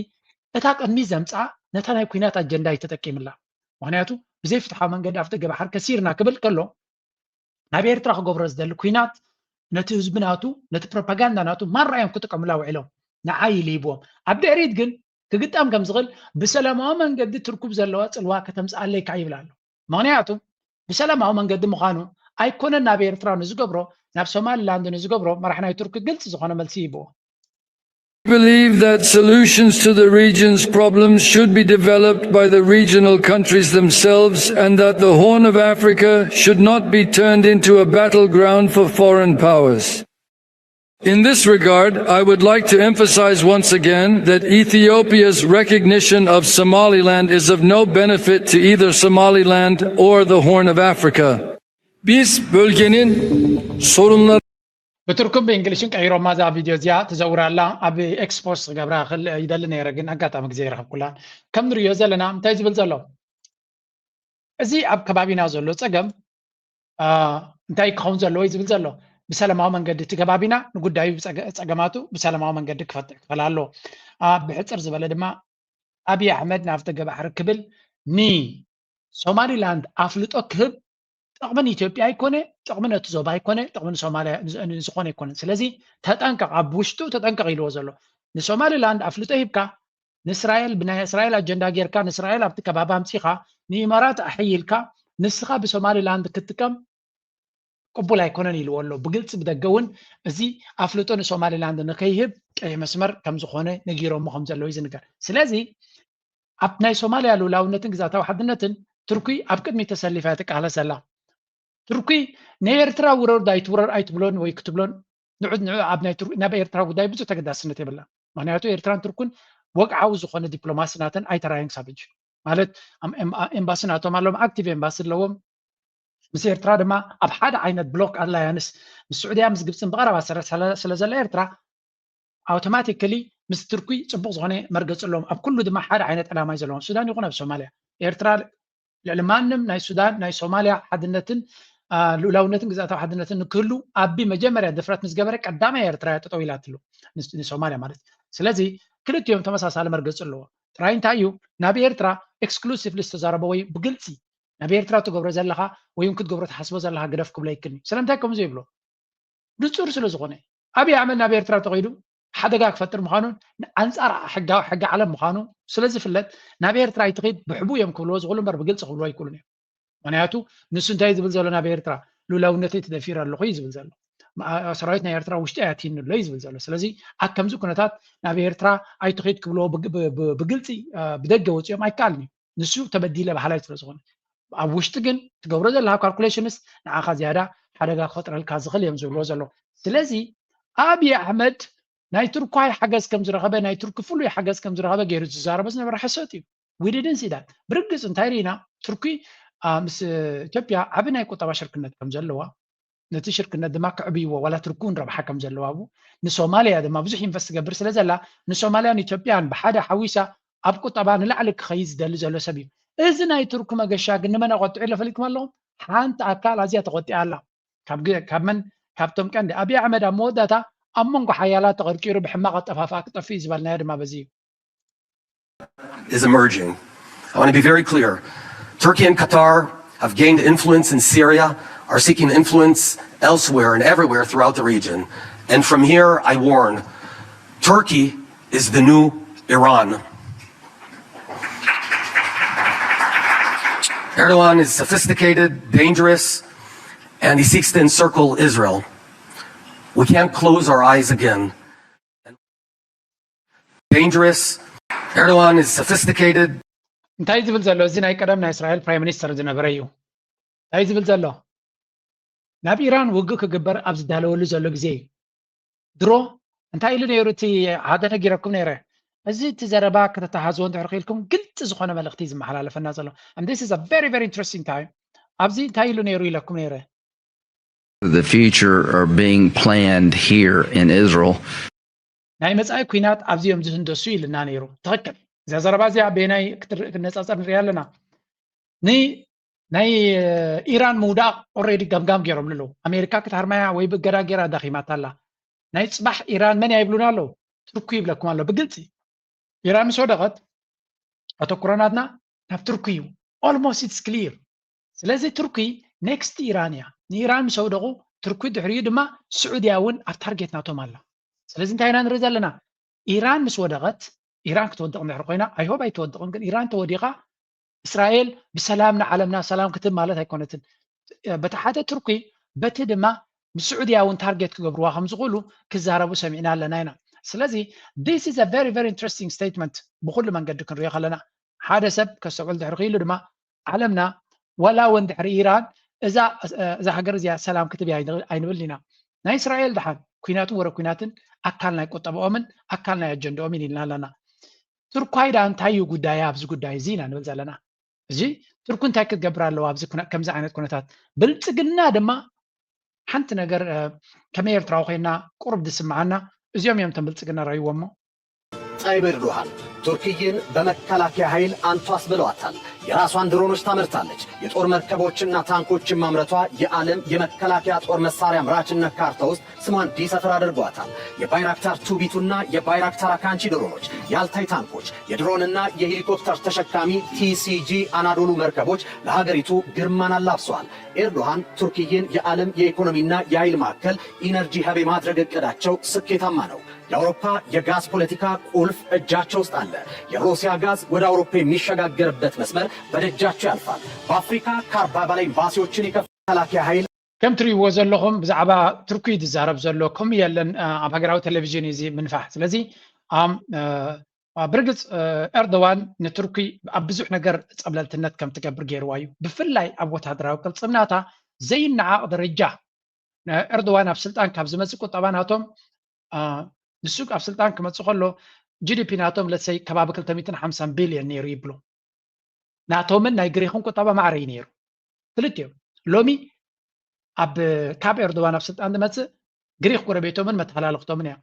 ናይ ቱርኪ ቁጠባ 6 ዕፅፊ ናይ ግሪክ ክኸውን ክኢሉ ስለዚ 6 ዕፅፊ ካብቲ ጎረቤቱ ንላዕሊ ቁጠቡ ክሃንፅ ዝኻለ እዩ ስለዚ ብዘየገድስ እዚኦም ግን መቸም ናይ ኢትዮጵያ ነገር ቁርብትለይ ከመይ ኤርትራዊ ኮይንካ ብፍላይ መንእሰይ ወለዶ እቲ ናይ ኢትዮጵያ ኩነታት ፅቡቅ ገይሩ ዘይርድኦ ብዙሕ ስለ ዘሎ ፅቡቅ ጌርና ክነመሃሮ ዝደሊ ዘለኹ እዩ እዚ ኢትዮጵያ ዝበሃል ራሽያን ቻይናን ኖ ራሽያን ኣሜሪካን ዝሕግዝኦ ኤሮጳን ቻይናን ዝሕግዝዎ ኩሎም ተፃረርቲ እየ ዝብለኩም ኢራንን እስራኤልን ክሕግዝዎ ዝኽእሉ ቱርክን እስራኤልን ክሕግዝዎ ዝኽእሉ ላይክ ሊትራሊ ተገራጨውቲ ሓይልታት ኣብ ኢትዮጵያ ፀገም የብሎምን ነዚ ስርዓት እዚ ንምሕጋዝ ምስኡ ንምስራሕ ፀገም የብሎምን ኣብ ብዙሕ ነገራት ምትፍናን ኣሎ እዩ ኣብዚ ግን ወላ እቲ ፖለቲካዊ ኣይዲዮሎጂ ናቶም ኮሙኒዝም ደርግስ ምስ ኮሚኒስትስ ይሰርሕ ነይሩ መንግስቱ ኃይለ ማርያም ኮሚኒስትስ ነይሩ ምስቶም ሕብረት ሶቪየት ነይሩ ኣሜሪካ ግን ትሕግዞ ነይራ እስራኤል ትሕግዞ ነይራ ስለዚ ኣብዚኦም ስርዓታት እዚኦም ክበፅሕ ከሎ ኣብዝና ኢትዮጵያ ፍልይ ዝበለ ካራክተሪስቲክስ ናይ ዓለም እዩ ዘሎ ንኣብነት ኣብይ ኣሕመድ ኣካል ናይ ብሪክስ እዩ ናይ ብሪክስ ተፅዕኖታት ይግበር ኣሎ ኣብ ካልኦት ንኢትዮጵያ ግን ካብ ብሪክስ ይልምን ካብ ኤውሮጳ ይልምን ፈረንሳ ድጎማ ትገብረሉ እቲ ይገብረሉ ስለዚ እዚ እንታይ ዓይነት ኣድቫንቴጅስ እዮም ዝረኽቡ ካብ ኩሉ ክትሪኦ ከለኻ ኤርትራ ቀሊል ዘይኮነ ንሕጂ ጥራይ ዘይኮነስ ንወለዶታት ዝቕፅል ብድሆ እዩ ዘለና ንወለዶታት ዝቕፅል ብድሆ እዩ ዘለና ስለምንታይ their calculations are different ንሳቶም ዝሓስብዎ ንኤርትራ እቲ ናይ ኢትዮጵያ ኤሊት እንታይ እዩ ዝሓስብ ብዛዕባ ኤርትራ ኩሉ ግዜ ኣስተውዒልካ ምርኣይ ኣገዳሲ እዩ ኣብዚ ስምዕዎም ንዓና ብኸመይ ይጥምቱና ላደርግ ነው ታንክ መድፍ ድሮን የገዛ ነው ኤርትራ መቼም አትተኛም ለኢትዮጵያ ለምን እንደው ማተኛው በጣም ጥቂት የህዝብ ቁጥር ነው ያላት ኢኮኖሚካሊ በጣም የደቀች ሀገር ናት የሚሊተሪ አቅሟም ይሄን ያክል እንኳን ኢትዮጵያን የሚጋደር ተራ እንትን አይደለም አሁን ግን ኢትዮጵያ ያደገች ከመጣች ነገ ለኔ ስጋት ናት አሰብንም ከጄ ተወስዷለች ሌላ ችግር ይፈጠራል የሚል ስጋት ስላለው ኢሳያስ አፈወርቂ የግድ እዚህ ኢትዮጵያ ላይ ያለውን ነገር ሁሉ በተቻለ መጠን የፈለገውን ነገር መስዋዕትነት ከፍሎ ችግር መፍጠር ይፈልጋል ሀገር ላይ ስለዚህ ይሄንን ስታስበው ኢትዮጵያ ከዚህ አንፃር ሻዕቢያ ወይም ኢሳያስ አፈወርቂ የኢትዮጵያ ብሔራዊ እንታይ ዝብል ዘሎ እንድሕር ሰሚዕኩም ኢትዮጵያ እቲ ንኤርትራ ኣብ ኤርትራ ዘለዎም ረሳሕ ኣጠቃቅማ ናይ ቃላት ድሓንሸለል ንበሎ ኤርትራ ብቁጠባ ኣዝያ ተዳኺማ ወይ እውን ምሳና ክትወዳደር ዘይትኽእል ሃገር ኮይና ኣላ ስለዚ ብቁጠባ እናዓብለልናዮም ብህዝቢ እናዓበና ክንከይድ ከለና ኤርትራውያን ኣብ መወዳእታ ኩሉ ግዜ ፍሪ ስለ ዘለዎም አንጻርና አጀንዳ ኣለዎም ይብላሉ ወይ እውን ኤርትራ መንግስትና ኤርትራ ሻዕቢያ ይዝብል ዘሎ ንኢትዮጵያ ኣብዚ ሕጂ ተዳኺማትሉ ዘላ ጽቡቅ ገይሮም ከዳኽሙና እዮም ዝመርፁ ምክንያቱ ካብዛ ዓዘቕቲ ዝንተወፂና ምስ ዘለና አጀንዳ ሓሰብ ክንወስድ ኢና ብግልጽ ንዛረበሉ ዘለና ካልእ አጀንዳታት ዘለና እንድሕር ፋሕደ ኢልና ኩነታትና ድማ ናብ ንቡርቶ ተመሊሱ ንኤርትራ ዓብ ስጋት ከም ዝኾነት ትፈልጥ እያ ይብሉ እወ የስ ኤርትራ ስጋት ከም ዘለዋ ትፈልጥ እያ እዚ እዚ ቀሊል ነገር ኣይኮነን ምክንያቱ ሓደ ሓይሊ ኣነ ክወረካየ ባሕርኻ ብሓይሊ ክወስደየ ብግልጽ ዝዛረብ ዘሎ ግን ውሽጣዊ ኩነታቱ ምርግጋእ ኣብይዎ ስለ ዘሎ እምበር ካልኦት ኩሎም በዝን ዝውትፍሉ ዘለው እንተተረጋጊቱ ኩነታት ተተፈትሑ እንታይ ክገብር ከም ዝኽእል ንዕውር ይኹን ንፀማም ብሩህ ነገር እዩ ስለዚ እሳቶም ብቃላቶም 10 ግዜ ንህዝቢ ኤርትራ ይነግርዎ ኣለዉ ህዝቢ ኤርትራ ድማ ልዑል ጥንቃቐ ክገብረሉ ይግባእ ንመለስ ኣብቲ ዳይናሚክስ ኣብዞም ናይ ሓያላት ምክንያቱ ንሳቶም ኣብ መንጎ ዝተፈላለዩ ሓይልታት እንዲኦም ጨምለቕለቕ ዝብሉ ዘለው ሓደ ነገር ኤርትራ ፀቅዒ ሒዛ እያ ትኸይ ዘላ ኤርትራ መሻርክታ ፈሊጣ ካብ ካልኦት ግን ሳንቲም ዕውርቲ ሓገዝ ኣይትረክብን እያ ዘላ እዚ ኤርትራ ኣብቲ ቀርኒ ኣፍሪካ ምስ ስዑድያ ምስ ግብፂ ከምኡ ድማ ምስ ከምኦም ጥራያ ወጊና ዘላ ካብዚኦም ሃገራት ካብዚኣቶም እያ እንተ ሓገዝ ድዩ ድጋፍ ድዩ ቴክኖሎጂ ድዩ ዋላ እውን ክትገዝእ እንተኮይኖም ካብዚ ጥራያ ምክንያቱ እቲ ብሎክ ኣንጻር ኤርትራ ዝኾነ ምስ ኤርትራ ክሰርሕ ዘይደሊ ኤውሮፓ ቴክኖሎጂ ናይ ኣፅዋር ክሸጠላ ክእል ዋላ ብገንዘብ ኣይንብል ኢና ኣሜሪካ ንኤርትራ ክሸጠላ ትኽእል እያ ክንብል ኣይንኽእል ኢና ምክንያቱ እዚኣቶም ኦልሬዲ ንኤርትራ ኣንጻራ ጠጠው ኢሎም ዘለው እዮም ብግምጣሉ እቶም ውሑዳት መሻርክትና ዘለው ክንምንታይ ምሳና ኣለው ንግዜኡ ክንገጥፎ ንኽእል ኢና ንሳቶም ግን ካብ ማንም ሓይሊ ገንዘብ ተረኺቦም ጥራይ ዘይኮነስ ተለቂሖም ንክረኽቡ ዘሎ ተኽእሎ ንሪኦ ኣለና ሕጂ ግምጥል ኣቢልና ክንሪኦ ከለና እቲ እንኮ ንዓታቶም ስጋት ክኸውን ዝኽእል ወይ እውን ሓደጋ ክኸውን ዝኽእል እስራኤል ነዚ ትርኩ ትገብሮ ዘላ ኣይፈትዎን እዮም ዘሎ ኣሜሪካ ራሽያ ኣብ ኤውሮጳ ኣብ ኢትዮጵያ ትገብሮ ዘላ ኣይፈትዎን እዮም ዘሎ ወይ ቻይና ኣብ ኢትዮጵያ ትገብሮ ዘላ ኣይፈትዎን እዮም ዘሎ እዞም ዓበይቲ ሓይልታት ድማ ኣብ ገለ ፖይንት ነውፅ ክፈጥሩ ክእሉ እዮም ንሓትሕዶም ስለዚ ኣሜሪካ ሞር ቻይና ትዕብልል ከም ዘላ እንተሪኦም ንዓቢ ክብንቅርዎ ክእሉ እዮም እስራኤል ሞር ትርኩይ ሞር ካልኦት ሓይልታት ይኣትዉ ከም ዘለዉ እንተሪኦም ናታ ካልኩሌሽንስ ኣለዋ ስለዚ እቲ ናይ ስርዓት ናይ ዓቢ በዞም ዓበይቲ ሓይልታት ማዕረቲ ዝረኽቦ ዘሎ ፀጋታት ማዕርዩ ድማ ብግምጣሉ ሓደጋ እውን ኣለዎ እዩ እቲ ሓደጋ ድማ ብብዙሕ ብፍላይ ብእስራኤል እዚ ናይ ትርኩይ ምንቅስቃሳት ከም ሓደጋ ኢና ንሪኦ ዘለና ዝብል ዘረባ ንርኢ ኣለና ብርግፅ ትርኩይ ኣብዚ እዋን እዚ ነቲ ክገብሮ ዝደሊ ኩናትን ወረ ኩናትን ክትሕግዞ ትኽእል ንሳ እያ ግን ትርኩይ ንኩናት ክንሕግዘካ ኢና ዝብል ዝኾነ ይኹን ሓሳብ ኣይሃበቶን ኣላ ኣብዚ ካልእ ቀቅድሚ እዚ ናይ ቱርክ መራሒ መን መፂኡ ነይሩ እንድሕር ኢልኩም ድማ ናይ ስዑድያ ይመፂኡ ነይሩ ናይ ስዑድያ ከንታ ክገብር ይመፂኡ ነይሩ ኣብ እንድሕር ኢልኩም ናይ ስዑድያ መፂኡ ዝነበረ ተመሳሳሊ መጠንቀቕታ ክበዩ ሕጂ ንኩለና ተሓሒዝና ክንርአን ከለና ናበይ እዩ ክኸይድ እዚ ነገር እዚ እንታይ ክኸውን እዩ ኢትዮጵያውያን ዝብልዎ ዘለዎ እስከ ንስማዕ بكل መንገዲ ኣናላይዝ ክንገብሮ ስለ ዝኾና እስከቲ ገይረዮ ዲል ዝብል ዘሎ ናይ ብሓቂ ዲኩም ዶራት ከኤርዶጋን ጋር እንደተነጋገሩ አድርጎ ያቀረበው እንደዛ ነው። ከኤርዶጋን ጋር ተነጋገርን ከኤርዶጋን ጋር እንደተነጋገሩ አድርጎ ያቀረበው እንደዛ ነው። ከኤርዶጋን ጋር ተነጋገርን አለ እና በንግግር የሚያምኑ ስለሆነ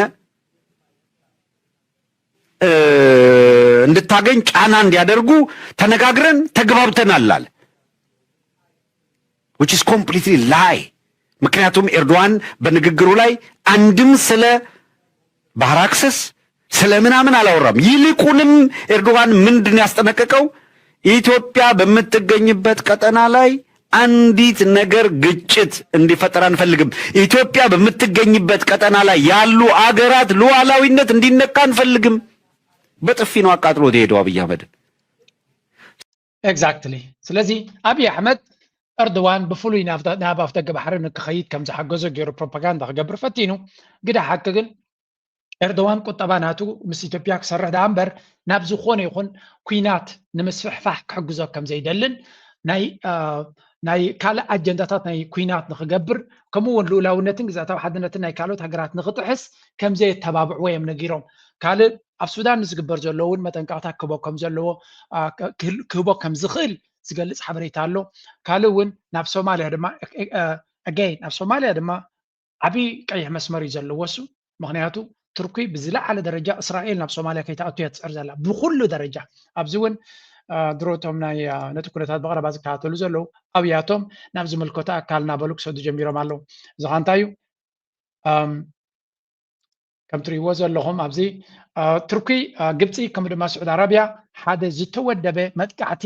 ኣንጻር ምንታይ ኣንጻር ዝኾነ ይኹን ኣፍልጦ ንሶማሊላንድ ንከይወሃብ ኣንቂደን ከም ዘለዋ ይብሉ ኣለዉ ስለዚ ስዑድያ ብትከኣሎ ግብፂ ከምኡ ቱርኪ ኩላቶም ኣብ ሶማሊላንድ ድሕሪ እስራኤል ማንም ሃገር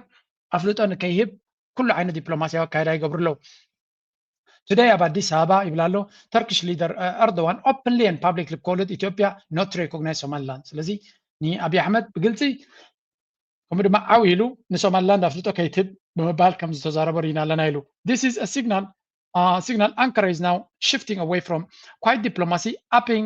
the ante into a bid to escalate pressure this way PM Abiy Ahmed. ስለዚ እቲ ብድሕሪ መጋረጃ ዝግበር ዝነበረ ጻቕቲ ተዓልዩ ብግልፂ ኣብ ደገ ወፅያ ንኣቢ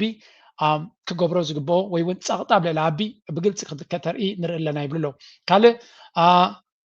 My long experience with Ethiopia tells me this sort of public pressure by outsiders is resented by Ethiopian leaders and often counterproductive. بناتي تمكرو بالحساوة هذا الأخبات يزن بعلو جن بناتي تمكرو نيتوبيا زايد فتوني مرحتنا إثيوبيا بدأ جز جبر لهم سقطي أي فتوانيم أي قبلوانيم كايز وزلهم نزا إثيوبيا تبهالسي رنو كم يجي روميهم كقولت وازمرت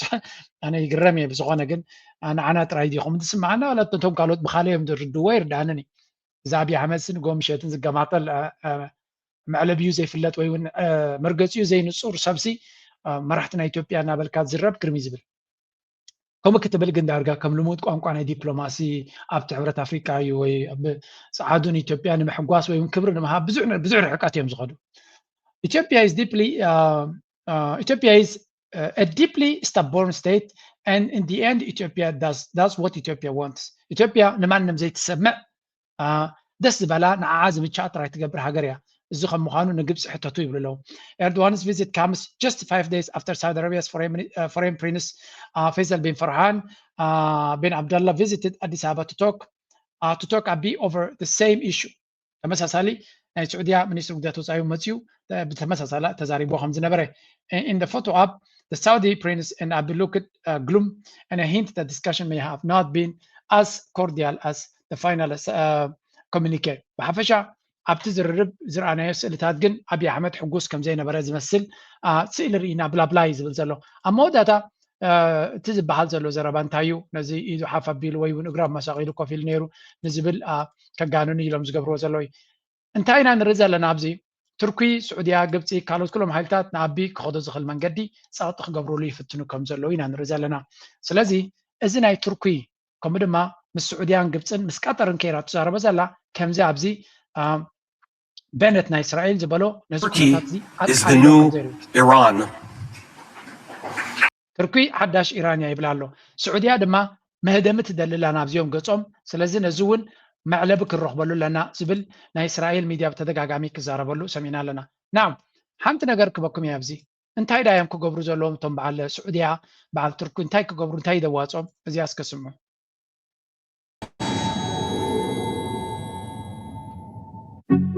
An unstable world is driving a new arms race. Global defense spending has surged to record levels as wars grind on in Europe and the Middle East, and tensions between major powers intensify. But the calculus is changing. Increasingly, countries are looking to reduce dependence on traditional suppliers like the US, where arms sales often come with political conditions and export restrictions.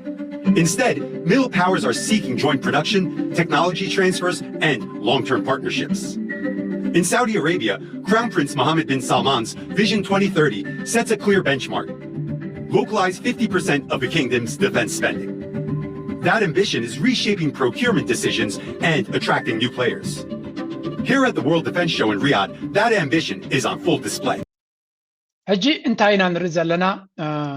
حجراتنا عالم أب حدا أقدس مدرك ناي تاريخ كوينن calculations ناتن كأن عنر لنا بفلاي أبزك أربعة أب سعودية استخايدة ناي ديفنس شو ناي مكل خال exhibition أبي ناي وتدراوي السلالفة زنت ركونتات نيريهم زولو زلو اتبت فنان أمريكا قد شفوا تدراوي وادنتا أب كباب عرب فنيا نيران كتحرم بتفتنوا لزلا قبل اللي دما إسرائيل نهجرات عرب رايدي كونت تتن دخاتات رايدي كونس نقطرهم كلها دفيرة كتحرم ببتفارة سعودية يكون قطر كاب إسرائيل بتنا أمريكا مكل خال ويون جارانتيات كده حنو خمسة كله تردي وماله السعودية دما مس باكستان زجبروا تديل قبل اللي دما حج مستركي حيال زخون وتهدراوي متأسس صار تجبر كم زلا إذا كان تايو كل تأسوار كأمريكا جزيات تزلا بغيو أنصار حوتي كتواقع له أنصار كالك كتواقع له تخل أنصار إسرائيل جن ترجم زي ولا أسواريسو because أمريكا بمولو كتأسوا كم تخلن كاب إسرائيل كتحنا كم زي كلن قبل اللي دما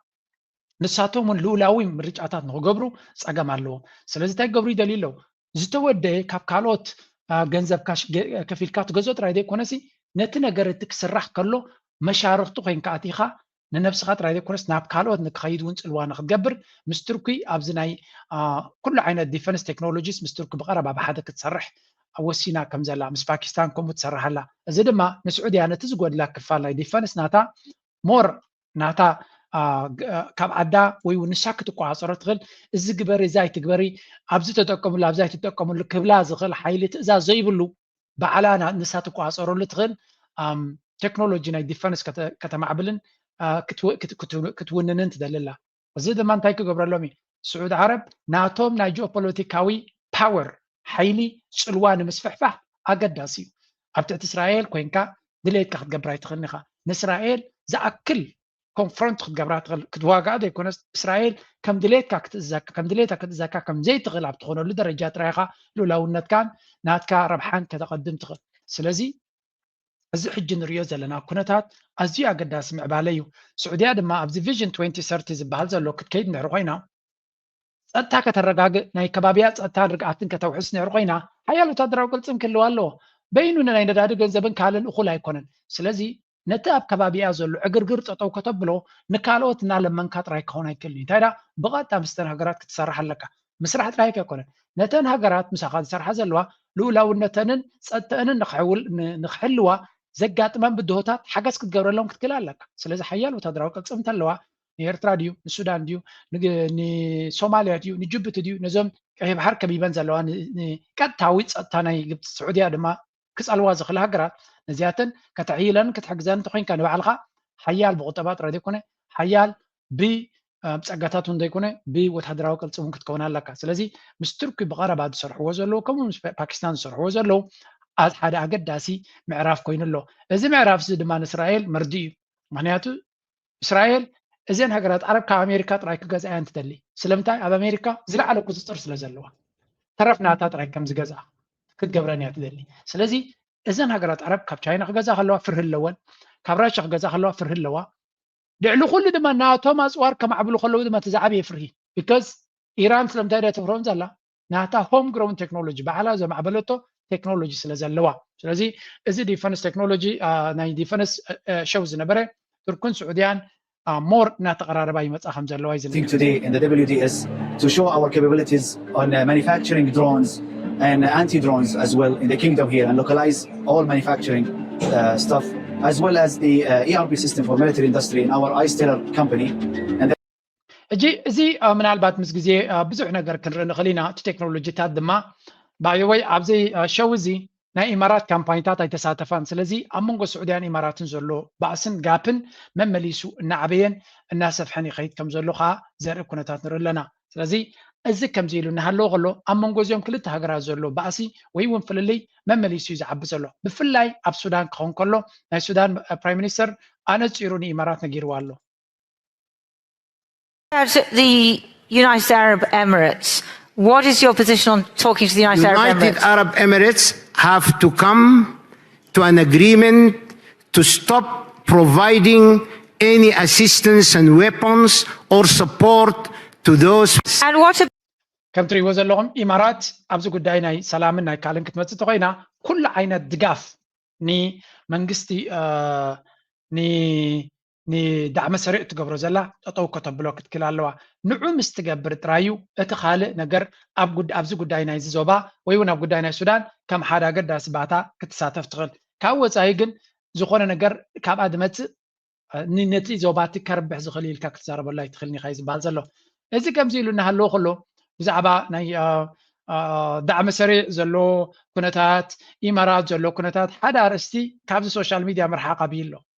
እዚ ኣርእስቲ እዚ ድማ እንታይ እዩ እዚ ጉዳይ ናይ መን ኢኻ ትብሎ ናይ መሐመድ ቢን ዛይድ መይቱ ሓሚሙ ዝብል ኣርእስቲ A deleted post, a postponed visit, and suddenly the question explodes online. Is MBZ dead? Rumours of a health issue swirl after a Turkish statement vanishes, fueling claims of a stroke. But UAE media shows Sheikh Mohammed bin Zayed hosting leaders and taking calls. So what's real and what's viral fiction? كم تريوا زلهم محمد بن سلمان تحريمو ويون حميمو كانسر حميمو ستروك حزوو قال ما لازم زربها اب سوشيال ميديا ولا ونتي اماراتي صقط فطير له زلو امانه صقط سلاز فطر له بزح نغرات يراخبكم زلون يزراربكم زلون مغلصكم فتينا مالو نسون كسرح سلازي قاله ابز قربا زحلف ساعات ናይ ስእልታት ናቱ ናብ ሶሻል ሚድያ እቲ መንግስቲ ኢማራት ከውፅእ ተገዲዱ ኣሎ ክትብል ትኽእል ኢኻ ሓደ ካብኡ ድማ ሄሊኮፕተር እናብረረ ከሎ መሐመድ ቢን ዛይድ ንዑ ዘርኢ ቪድዮ ኣውፅኦም ነይሮም ነቲ ዘሎ ፀቕጢ ወይ እውን ነቲ ናይ ሚድያ ፀቕጢ ወይ እውን ነቲ ዘሎ ሓሶት ዲኻ ክትብሎ ኮንስፒረሲ ዲኻ ክትብሎ ንዑ ንምብዳህ እንተኾነ እቲ ሚድያ በዚ እውን ክዓርፍ ኣይከኣለን ኣሎ ምክንያቱ እዚ ቪድዮ እዚ እውን ናይ ቀደም ክኸውን ስለ ዝኽእል ብተደጋጋሚ ምስ ቱርክ ምስ ናይ ግሪክ ዲፕሎማት ተራኺቡ ምስ ቻይና ተራኺቡ ምስ ካልኦት ይራኸብ ኣሎ ዝብል ሓበሬታ የውፅኡ ኣለዉ እዮም ነቲ ኩነታት ናይ ኢማራት መሐመድ ቢን ዛይድ ሓንቲ ከም ዘይኮነ ንምፍላጥ ብዝኾነ እዚ ሕጂ ንሪኦ ዘለና ኩነታት ብፍላይ ናይ ቱርክ ዝኣክል መራሒ ክገሸሎም ዝግባእ ንዑ ብዘይ ዝኾነ ይኹን ምክንያት ካንስል ጌርካ እቲ መራሒ ድማ ናብ ኢትዮጵያ መፅኡ ተመሊሱ ዘሎ ሓደ ኣብ መንጎ ቱርክን ኢማራትን ዘሎ ዝምድና ፅቡቅ ከም ዘየለ ንርኢ ኣለና ብፍላይ ብወገን እስራኤል ዘሎ ፀቕጢ ተሪኻዮ ኢማራትን ቱርክን ኣብ ፅቡቅ ከም ዘየለው እዚ ድማ ፅቡቅ እዩ ግርም እዩ እዚ ቱርክን ኢማራትን ፅቡቅ ክኾኑ የብሎምን ኣብዚ ከባቢና ንሳቶም ፅቡቅ ተኮይኖም እቲ ኢማራት ዝበሃል ድሌቱ ክገብር ይኽእል እዩ እዚ ኣብ መንጎ ዓረብን ኣብ መንጎ ቱርክ ስዑድያ ቀጠር ግብፂ ምስ ኢማራት ዘጋጥም ዘሎ ንኤርትራ ከም ኤርትራ ኮንካ ኣዝዩ ኣገዳሲ እዩ ክፈላለዩ ኣለዎ እቲ ፍልልይ ናቶም ንዓና ረብሓ ኣለዎ ሳቶም ኩሎም ብሓደ እንተትምትም ድሕሪ ኢሎም እቲ ኢማራት ከም ድሌቱ ክቕፅል ይኽእል እዩ ስለዚ እቲ ኩነታት ንዓና ብዝምች እዩ እዚ ጉዳይ እዚ ግን እንታይ ብዙሕ ዘረባ ነቲ ፓብሊክ ነቲ ሕብረተሰብ ንዑ ዝከታተል ዘሎ ብተደጋጋሚ መሊሱ ነዳዲ ይውስኹሉ ኣለዉ ብዝኾነ ኢማራት እዚ ዘለዋ ኩነታት ናበይ ክኸይድ እዩ ብኸመይ ክውዳዩ ንግዜ ክንገድፎ ኢና ናይ መሐመድ ቢን ዛይድ ጉዳይ ኣነ ብናተይ መረዳእታ maybe ሓሚሙ ክኸውን ይኽእል እዩ ግን እቲ ካልእ ዝበሃል ዘሎ ቁርብ ዝተጋነነ ይመስለኒ ምክንያቱ ብዛዕባኡ ብዙሕ ከንብብ ስለ ዝቐነኹ ከም ታክቲክ እውን ይጥቀመሉ እዩ ነዚ መይቱ ድዩ ሓሚሙ ዝብል ብዙሕ ግዜ ይጥቀመሉ እዩ ቅድሚ ሕጂ እውን ከምኡ ንነዊሕ እዋን ካብ ካሜራ ጠፊኡ ነይሩ እዩ ስለዚ ኣንፃሩ ብዙሕ ንክዛረቡ ክገብር ይኽእል እዩ ቀሲሉ ድማ ነገራቱ ካልኩሌት ንገብር ድሮ ኣብቲ ሚድያ ምስ ቻይና ይርክብ የካይድ ከም ዘሎ ምስ ግሪክ ርክብ ይካይድ ከም ዘሎ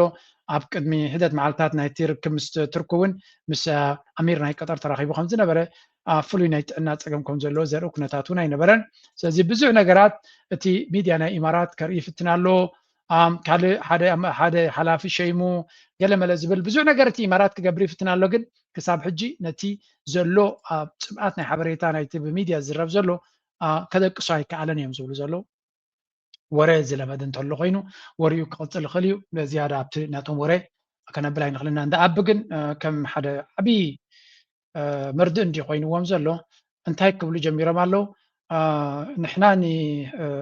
ኢማራት ክሳዕ ክንደይ ንመሓመድ ቢን ዛይድ ብፍሉይ ኢና ንፈትዎ ምክንያቱ እዚኣ ሰናይት ትበሃልሲ it was a truly unforgettable day for Sanait, an Ethiopian woman who has faithfully served the household of the mother of Mohammed bin Zayed Al Nahyan for 15 years. During a recent Eid visit, she gathered the courage to ask the president እዚ ኣብ ሓደ ናይ ዒድ ግዜ ምዛና ኢትዮጵያዊት ከም ተራኸበ ሰናይት እዮም ዝብልዋ ዘለዉ እዚያ ድያታ ሰናይት ኣወል ስዒድ ኤርትራዊት እያ ዝበለና ናትና ምስራቅ ልሙድ ኣመሎም ስለ ዝኾነ እንተኾነት እውን ኣይክገርመናን እዩ ብሓፈሻ ብዛዕባ እዚኣ ዓብይ ንኢማራት ሓለፋ ከም ዝገበሩላ ገይሮም ክንየቱ ሰብ ፅሒፍሎም ኣላ ኣብዚ ድማ ውርደተኛታት ኢልዎም ካልኦት ሰራሕተኛ ናይ ገዛ ኢትዮጵያዊ ስለ ዝኾነት ብፍሉይ ኢማራት ፈትወኩም ተኽብረኩም ኮይኑ ዝስማዓኩም ተኮይኑ it's a little bit embarrassing በመባል ተዛሪቦም ነይሮም ካልእ ቀፂሎም አብይ አሕመድ ምዝ ረመዳን ዝበለውን ኣለው ኣብዚ ኢትዮጵያ አብይ አሕመድ ኢትዮጵያ ግዛት ናይ ምስፍሕፋሕ ድሌት የብላን ክብል ገሊጹ ቀዳማይ ሚኒስትር ኢትዮጵያ አብይ አሕመድ ምጅማር ጾም ረመዳን ምክንያት ብምግባር ብቋንቋ ዓረብኛ ብዘመሓላለፎ መልእኽቲ ኢትዮጵያ ግዛት ናይ ምስፍሕፋሕ ድሌት የብላን ክብል ተዛሪበሎ እቲ ቀዳማይ ሚኒስትር ኣብቲ ብዓረብኛ ዘመሓላለፎ መልእኽቲ ንኢትዮጵያ ምድረ ተኣማንነትን ሓቅን ክብል ዝፀዋዓ ኮይኑ ድሕንነት ጎረባብታ ኣብ ሓደጋ ከም ዘይተወድቕ ድማ ገሊጹ ቀዳማይ ሚኒስትር ኢትዮጵያ እዚ ዝበለ ኣብ መንጎ ኢትዮጵያን ኤርትራን ኩናት ክለዓል ይኽእል እዩ ዝብል ወጥሪ ኣብ ዝበርታዓሉ እዋን እዩ ኢትዮጵያ ኣፍ ደገ ባሕሪ ምርካብ ናይ ህልውና ጉዳዩ ካብ እትብል ንነጀው ኣብ መንጎ ክልተን ሃገራት ዘሎ ርክብ እናሻሓኸረ ናብ ናይ ቃላት ኩናት ዓብይ ከም ዝርከብ ዝፍለጥ እዩ እቲ ትማሊ ወደብ እንተስ ብውዲ እንተስ ብግዲ ክህልወና እዩ ዝበለ አብይ አሕመድ ሕጂ ድማ ከም ወረስቲ ምድሪ ሓቂ ንመላእ ዓለም ክነረጋግጾ ንደሊ ኢትዮጵያ መሬት ናይ ምውራር ወይ ድማ ናይ ምስፍሕፋሕ ድሌት ከም ዘይብላን ድሕንነት ጎረባብታ ኣብ ሓደጋ ከም ዘይተወድቕን ክብል እዩ ገሊጹ ዘሎ ቀዳማይ ሚኒስትር ኢትዮጵያ አብይ አሕመድ ሃፍትና ተጠቂምና ናይ ምልማዕ ድሌትና ብዝኾነ መልክዕ ናይ ካልኦት ግደ ንምንካይ ኣይኮነን ክብል ንሃገረ ግብፂ መልሲ ብዝመስል ሓሳብ ማሐላሊፈሎ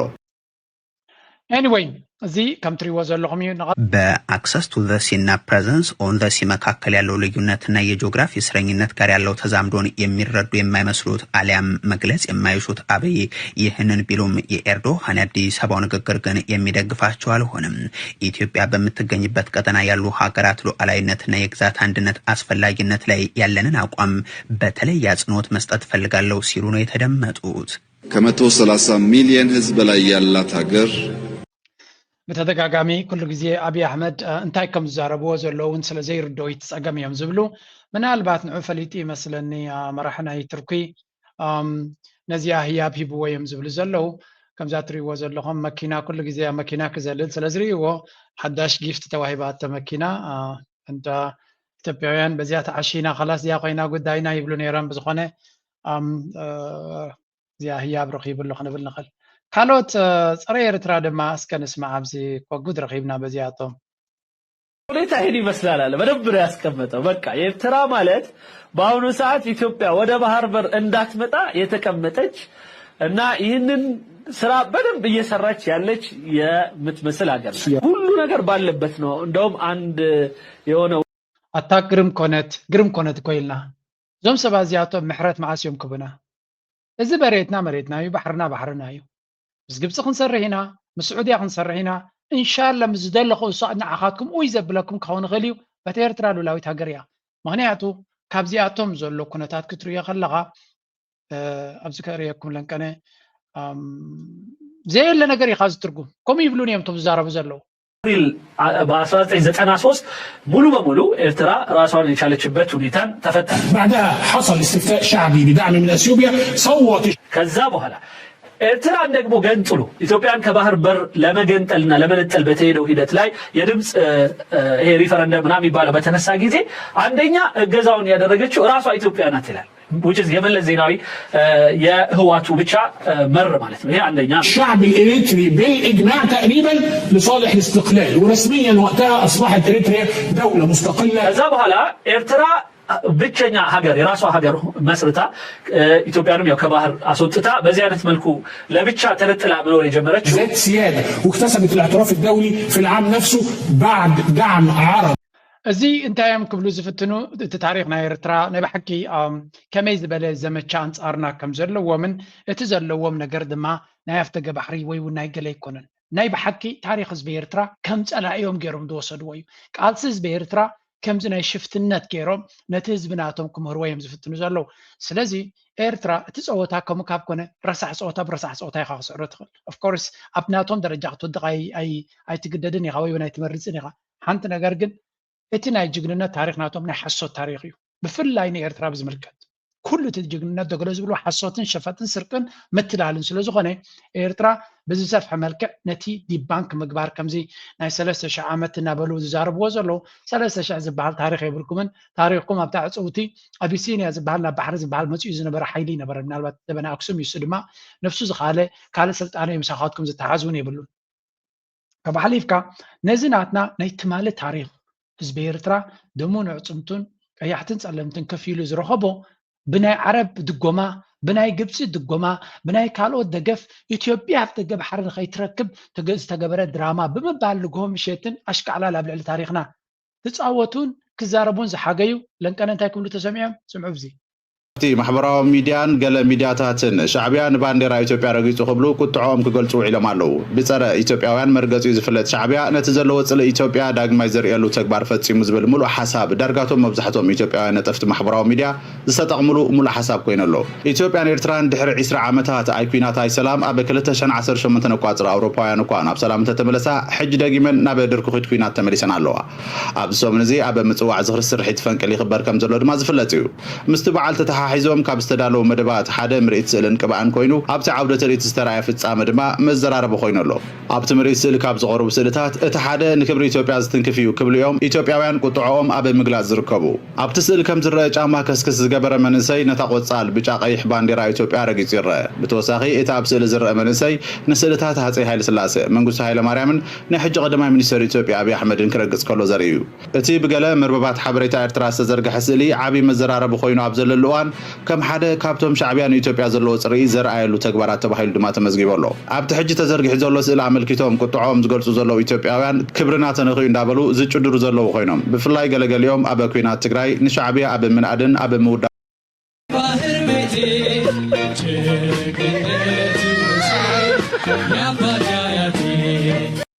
ከም ትሪእዎም ዘለኹም ትማሊ ኣብ ባሕርና ናብ ገለመሌናን ብደርፊ ዛንታን ዝውዕሉ ዝነበሩ ደርግ እኮ ባንዴራ ናይ ኢትዮጵያ ሒዙ መፅኡ ነይሩ ተደፊኡ ድማ ወፅኡ ቁልቁል ኣፉ ተደፊኡ ወፅኡ ስለዚ ታሪክ ናትና እዩ እዚ whether you like it or not ንሕና ኤርትራ ኢና ታሪክና ድማ ብዙሕ ዋጋ ዘኽፈለና ጉዳይ ኣለዎ ታስእሊ ፀገም ዝበሃል ወይ ጌጋ ዝበሃል እውን የብላ ተሃዲድን ፈኸራን ከዓ ናይቲ ንቡር ባህሊ ናትኩም ብልፅግና ቅድሚ ምውዳቑ ዝጥቀመላ ታክቲክ ምዃኑ ኢና ንርኢ ዘለና ስለዚ እዞም ሰባት እዚኣቶም ኣብ ናቶም ድራማ ኣትዮም ኣብ ሓሸውየ ዝዘውርሉ ዘለዉ እዩ የኣይ ፈኸራ ድማ ብፈኸራ ዝስንብት ህዝቢ ኤርትራ እዩ ዝመስሎ አይደለ አንገሸገሸሽ ወይ ትታመሚያለሽ ወይ ትሞቻለሽ አለ ሰውየው መፈክር መሆኑ ነው አለ ትለያላችሁ እናንተ በጣም ነው የምትለዩት ወደብ ብቻ ነበር ጥያቄያችን ሌላም ጥያቄ አለን እንደውም ወደቡን ብቻ ነበር መጀመሪያ ሌላም አሁን ጠይቃለን እቺም ቂጦና ፓንታ ማራት አለ ሰውየው አትረጋጉም እንዴ ምን ሆናችሁ ነው መቸም እቲ ዘለዎም ኩነታት ኣይርድኦምን ስለ ዝኾነ ሸለል ክንብሎም ኢና ምክንያቱ I think እሳቶም ኣብ ነፍሶም ዘለዎም ስእሊ ናይ ብሓቂ ዝንቡዕ እዩ ንኤርትራ ከምዚ ኣብ ብናቶም ምሕረትን ብናቶም ድንጋፀን ዘላ እዩ ዝመስሎም I hope ዘለዋ ሰንኮፍ ዝኾነት መድረኽ ሻዕብያ ሓደ ለሰንክቦም ማለት ውጋእ እንደልና ግን እዞም ሰባት እዚኣቶም ብዘይ ዝኾነ ይኹን ትምህርቲ ድማ ክልብሙ ዝኽእሉ እዮም ኢልካ ክትዛረቡን ኣይትኽእልን ኢኻ ገለ መለበሚ ገለ ትምህርቲስ የድልዮም ኣሎ ምንትርሱ ንሕና ከይገበርናዮ ፋኖ ዝገብሮ ዘሎ ስለ ዝኾነ ብዙሕ ናብቲ ኩናትን ወረብ ኩናትን ንቀዳደመሉ ኩነታት የለን ነቲ ዘሎ መድረኽ ፋኖ ባዕሉ ንጎም ምሸትን كله يوم يزوع الزلو سلزي وينا ተሽከርካሪዎች ከአፋር ክልል ተነስቶ የአገዛዝ ጦር ጭፍራን በማቋረጥ ወደ ወልዲያንም እንዲሁ በማቋረጥ ወደ ላሊበላ የአገዛዝ نسو أطواراتون العلي خيد فانو دما ككر دينو ككريفو بلي بلو بملشاتات غيرو دما هاجرو كتحنز فتنزلو حايلينا نرزلنا كبي زخونه وطري نجيسو خمزلو يزنقر زلو تكونت هدما كاب غزينا بغزي انا برتعن انا خف انز خيز زلو كونتاتنا نرزلنا at the end of the day እዚ ኩነታት እዚ بزرب وين ببوليتيكا كفتحالو زخل درجه زسغر ኮይኑ እዚ ኩነታት እዚ بحيل ጥራይ ይኩዳ እቲ ኃይል ድማ ኃይል ናይ መን ይኩዶ እግዚአብሔር በይፋ ጦርነት ውስጥ እንዳሉ አነ በዛ ነፍሰይ ነዛ ሕጂ ተፈጢራ ዘላ ኩነታት አብ ምን ትርሱ ጀሚርዎ ስለ ዘሎት ኩናት ንድሕሪት ክመለስ ድማ ቀሊል ክኸውን ከዝለ ዘይኮነ ሓዳፊቱ ጽቡቅ ገይሮም ዛዚሞም ነቲ ኩነታት መዕለብን ተገበሩሉ ጽቡቅ ኮይኑ ይስማዓኒ ካብ ሓሊፉ ግን እዚ ብጀካ ምምራኽ ካለ ጅግንነት ደይንሪየሉ ዘለና ሰራዊት ናቱ معلبي يكون ريان دل حدا بزنتاي لصحيف ولا مسلكم رني حدا فرنساوي اناليست نايز كبابينايو انتاي له تزاري بلو trying to be rational مالتي رقي الى كاب سمعت وصيه كفرت غينه ابي احمد زي ناي كوينات ابي احمد كفنو زخلي زبل كنتات ايقبلون يعني نجينوسكي بثلاثه مغنيات دما يزنوسكي له مجمريا سراويتنا بلصقنا is already unable to cope with OLA and FANO سراويتنا بلصقنا نزني نتي متقعتناي شنن كم دما ناي فانو اي كالون الله نعو خمان كو حصر اي كالون الله less blind than abi the military command would assess the balance of military power more realistically ስለዚህ አቢ بسمعت ናይቲ አባራት ኪሎ ዝሪዮ ዘሎ ድሮን ቡዛ አወረ ስለ ዝኾነ ካልእ ክብል ኸሊቶም ወታደራውያን መኮንናት ናቱ ግን ነቲ ኩነታት አባይታ ይሪዎ ስለ ዘሎ ሳቶም ነቲ ኩነታት ተገንዚቦም ንዑ ዝምጥን ነገር ክገብሩ ኸሉ Foreign powers are warning against an armed confrontation, even though we do not know the precise position in this regard of the UAE, Abi's sponsor. If he goes to war, despite all reasonable positions. ስለዚህ ምናልባት ዳርጋ መብዛሕትኦም ምዕራባውያን ሓይልታት ወይ እውን ናይ ደጋ ሓይልታት ተጠንቀቕ ዝብልዎ ዘሎ ኩናት ንኸይገብር እቲ እንኮ ንዑ ዝዝውር ዘሎ ወይ እውን ወናኒ ናቱ ዝኾነ ብልፅግን እቲ ኢማራት ግን እንታይ ይብሎ ንሱ ኢና ክንርኢ but if he still has a minimum of rationality left, the only possible assumption is that he would be betting on a blitzkrieg, a collapse of the EDF or the Isaias regime, which would deprive OLA and FANO of the time needed to fully exploit the security vacuum. ምናልባት ንሽተይ ናይ ምግንዛብ ኣእምሮ ተሪፋቶ እንተላ ንሽተይ ተሪፋቶ እንተላ እንታይ ክሓስብ ዘሎ ከምዚ برك زخون برك أو متقعتي أبحث سير جزء كودا زخل كوينات كجبر مو ني سراويتنا يرترا كسعرن ني مراحنا يرترا رجيم تشينج خجبر ني بريزنت سياس رجيم تشينج خجبر انتخيلو رايو نتي الدل فانو يكون شنك تقاملو زخلو منعو كابسلطانو كفنقلو زخلو نعو كدحن زخلن بر بزي بالسراويتنا يرترا نوارحنا عامتات كقصل تخل كوينات تخفيتو ودي لتجايم ناوتيز بزلو سازي of the time needed for to fully exploit. Following the redeployment of Nati Sarawitna Biltzigna, the gamble is incalculable. Calculation, as you advanced, Abiy had planned to annihilate the TPLF in just a few weeks. If he fails, calculation one can expect him to be swallowed by the mole stream he himself will have created. ስለዚህ ኒ ህወሓት በዚ ሕጂ ንሪኦ ዘለና ካይዳ ማለት እዩ ኣብ ሓፂር ግዜ ንህወሓት ከቢቡ ኣብ ውሽጢ ሶምን ኣብ ሓፂር መዓልታት ንህወሓት ከንበርክኽን ክስዕርን ተዘይክኢሉ ሰራዊቱ ንሰሜን ሰዲዱ ዘሎ ኣብ ሓፂር ግዜ ባዕሉ ብዝፈጠሮ ዕንደራ ኩርሱን ኮረሽኡን ቤተ መንግስቱን ከረክብ ከም ዝኽእል እዩ ዘጠንቅቆ ዘሎ እዚ ድማ ንሕና ኣብ ስምዒታት ኢና ወይ እውን ንኣቢ ከነሰንብት ዝብሎ ዘለኹ ዘይኮነ ኣብ ኩንነት ተመርኩሴ ዝብሎ ዘለኹ እዩ ዝብል ዘሎ ወል ጉድ ላክ ክሰምዓካ እንተኽኢሉ እምበር እታ ጉዳይሲ ንሱስ ፋሒላቶ ዘላ እያ ትመስል ዘላ ናበይ ክኸይድ ግን ንግዜ ንገጥፎ ኣሜሪካ እውን ኣብዚ ቀረባ ፍሉይ ልኡኽ ናታ ሓደ ልኡኽ ካብቲ ስቴት ዲፓርትመንት ሰዲዶም ኣለው ያ ሓበራዊ ሽርክነት ብላብላ ይብሉ ኣለዉ ግን ኣብ ታሕቲ ኩሉ ግዜ ታይም ዝብሎ ዘሎ regional stability and peace and security regional peace and stability አቡ ዝያዳ ከተኩር ከም ዘለዎ ከዘራርቦ ሓደ ፍሉይ ልኡኽ ካብቲ ስቴት ዲፓርትመንት ምስ ኣብይ ኣሕመድ ተራኺቡ ከም ዝተዘራረበ ኢና ንርኢ ዘለና so again ብዙሓት ሓይልታት ተጠንቀቕ ይብልዎ ኣለዉ ክሰምዖም ድዩ ወላስ ከምታ ወትሩ ዝፈልጣ ብዕንደራይ ክቕፅል ንግዜ ንገድፎ 11 መበል 51 ዓመት ክንዝክር ገጢሙና ዘሎ ሓደጋ ሓደ ብኣግባቡ ክንፈልጦ ክንርድኦ ሓደጋ ናይ ህሉናን ድሕነትናልና ፀኒሕና ኢና ግን ሓድሽ ሓደጋ እውን ሓድሽ ሓደጋ ይመፅእ ከም ዘሎ ህዝብና ኢዱ ዘየለ ኣብ ትሕቲ ወረርቲ ዘሎ ላዕለውንቲ ናይ ምርጋፅ ጥራሕ እንተይኮነ ኣብ ጠቕላላ ሓደጋ ትግራይ ዘእቱ ኩነታት ተፈጢሩ ኣሎ ሕዚ እውን ከም ህዝቢ ትግራይ ናይ ምቕፃልን ዘይምቕፃልን ጉዳይ ኣብ ቅድሜና እኒሄ እዚኣ ተወዲብካ ምቅላስ ትጠልብ እያ ኣብ ትግራይ ይሃሉ ኣብ ትግራይ ወፃእ ከም ትግራዋይ ፈተና ሓድሽ ፈተና እውን መፂና ኣሎ ዝፀንሐ ፈተና እናሃሎ ተወሳኺ ፈተና ንሓድነትና ዝዘርጉ ዝፅንሑ ኣለዉ ድሕረታት ኣለዉ ከባቢነታት ኣለዉ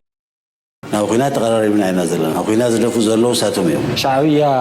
ንህዝቢ ትግራይ መዋፅኦ ክኸውን ይኽእል ዶ ምዕራብ ትግራይ ራያ ፀለምቲ ምምላስ ፖለቲካዊ ናይ ሴኩሪቲ ጉዳያት ኣለዉ ኣብ ዕንወትን ብርሰት ትግራዋይ ብትግራዋይነቱ ከም ትሪእዎ ዘለኹም ባሻይ ንኩናት እጅጉ ሰብሲቢ ዝፅበያ ዘሎ እዛ ኩናት እዚኣ ደንጉያቶ ዘለያ ትመስል መቸም ብዙሕ ነገር ክንርእን ክንሰምዕን እንዲና ግን ንግዚኡ ድሓን ነቶም ሰብ ኩናት በዚኣ ጌርና ጥራይ ክንዛዝማ ክንፍትን ኢና ገጽ ዝተኩሰልና ሓይሊ የለን እዚዩ ዓብዪ ዕድል እዩ መንእሰይ ትግራይ 360 ዲግሪ ተዓፂ ከይውቃዕ ብፍላይ ብሓው ሓወይ ብዝብሎ ብኤርትራዊ ከይውቃዕ ትፅምዶ ዓብዪ ዕድል ፈጢሩ እዩ ሕዚ ነዚ ሳቶም ዝብልዎ ናይ ሻዕብያ ኩናት ዝኸፍቱ ዘለዉ ይብል እንታይ ክንገብር ምስ ሻዕብያ ኩናት ከፊልና ሰላም ደገርና ኣለና ዕድል ኣይኮነ እንዲዚ መንእሰይ ኤርትራ ሓንካሽ ሒዙ ማዕፆ ትግራዋይ ክኸፍት ከሎ ካብ ምርኣይ ወፂና ሕዝስ ኤርትራውያን ዝነኽአ ንዓና ዝነኽአ እዩ ሰሙን ተጋሩ ዝነኽአ ንዓና ዝነኽአ እዩ ኣብ ዝብልሉ ዶ በፂሕና ብሚድያ እንተነኣሰደ ነስምዖ ኣለና ኣብ መሬት ኣብ ተግባር ንክመፅእ ክንሰርሕ ክንክእል ኣለና መቸም ፅምዶ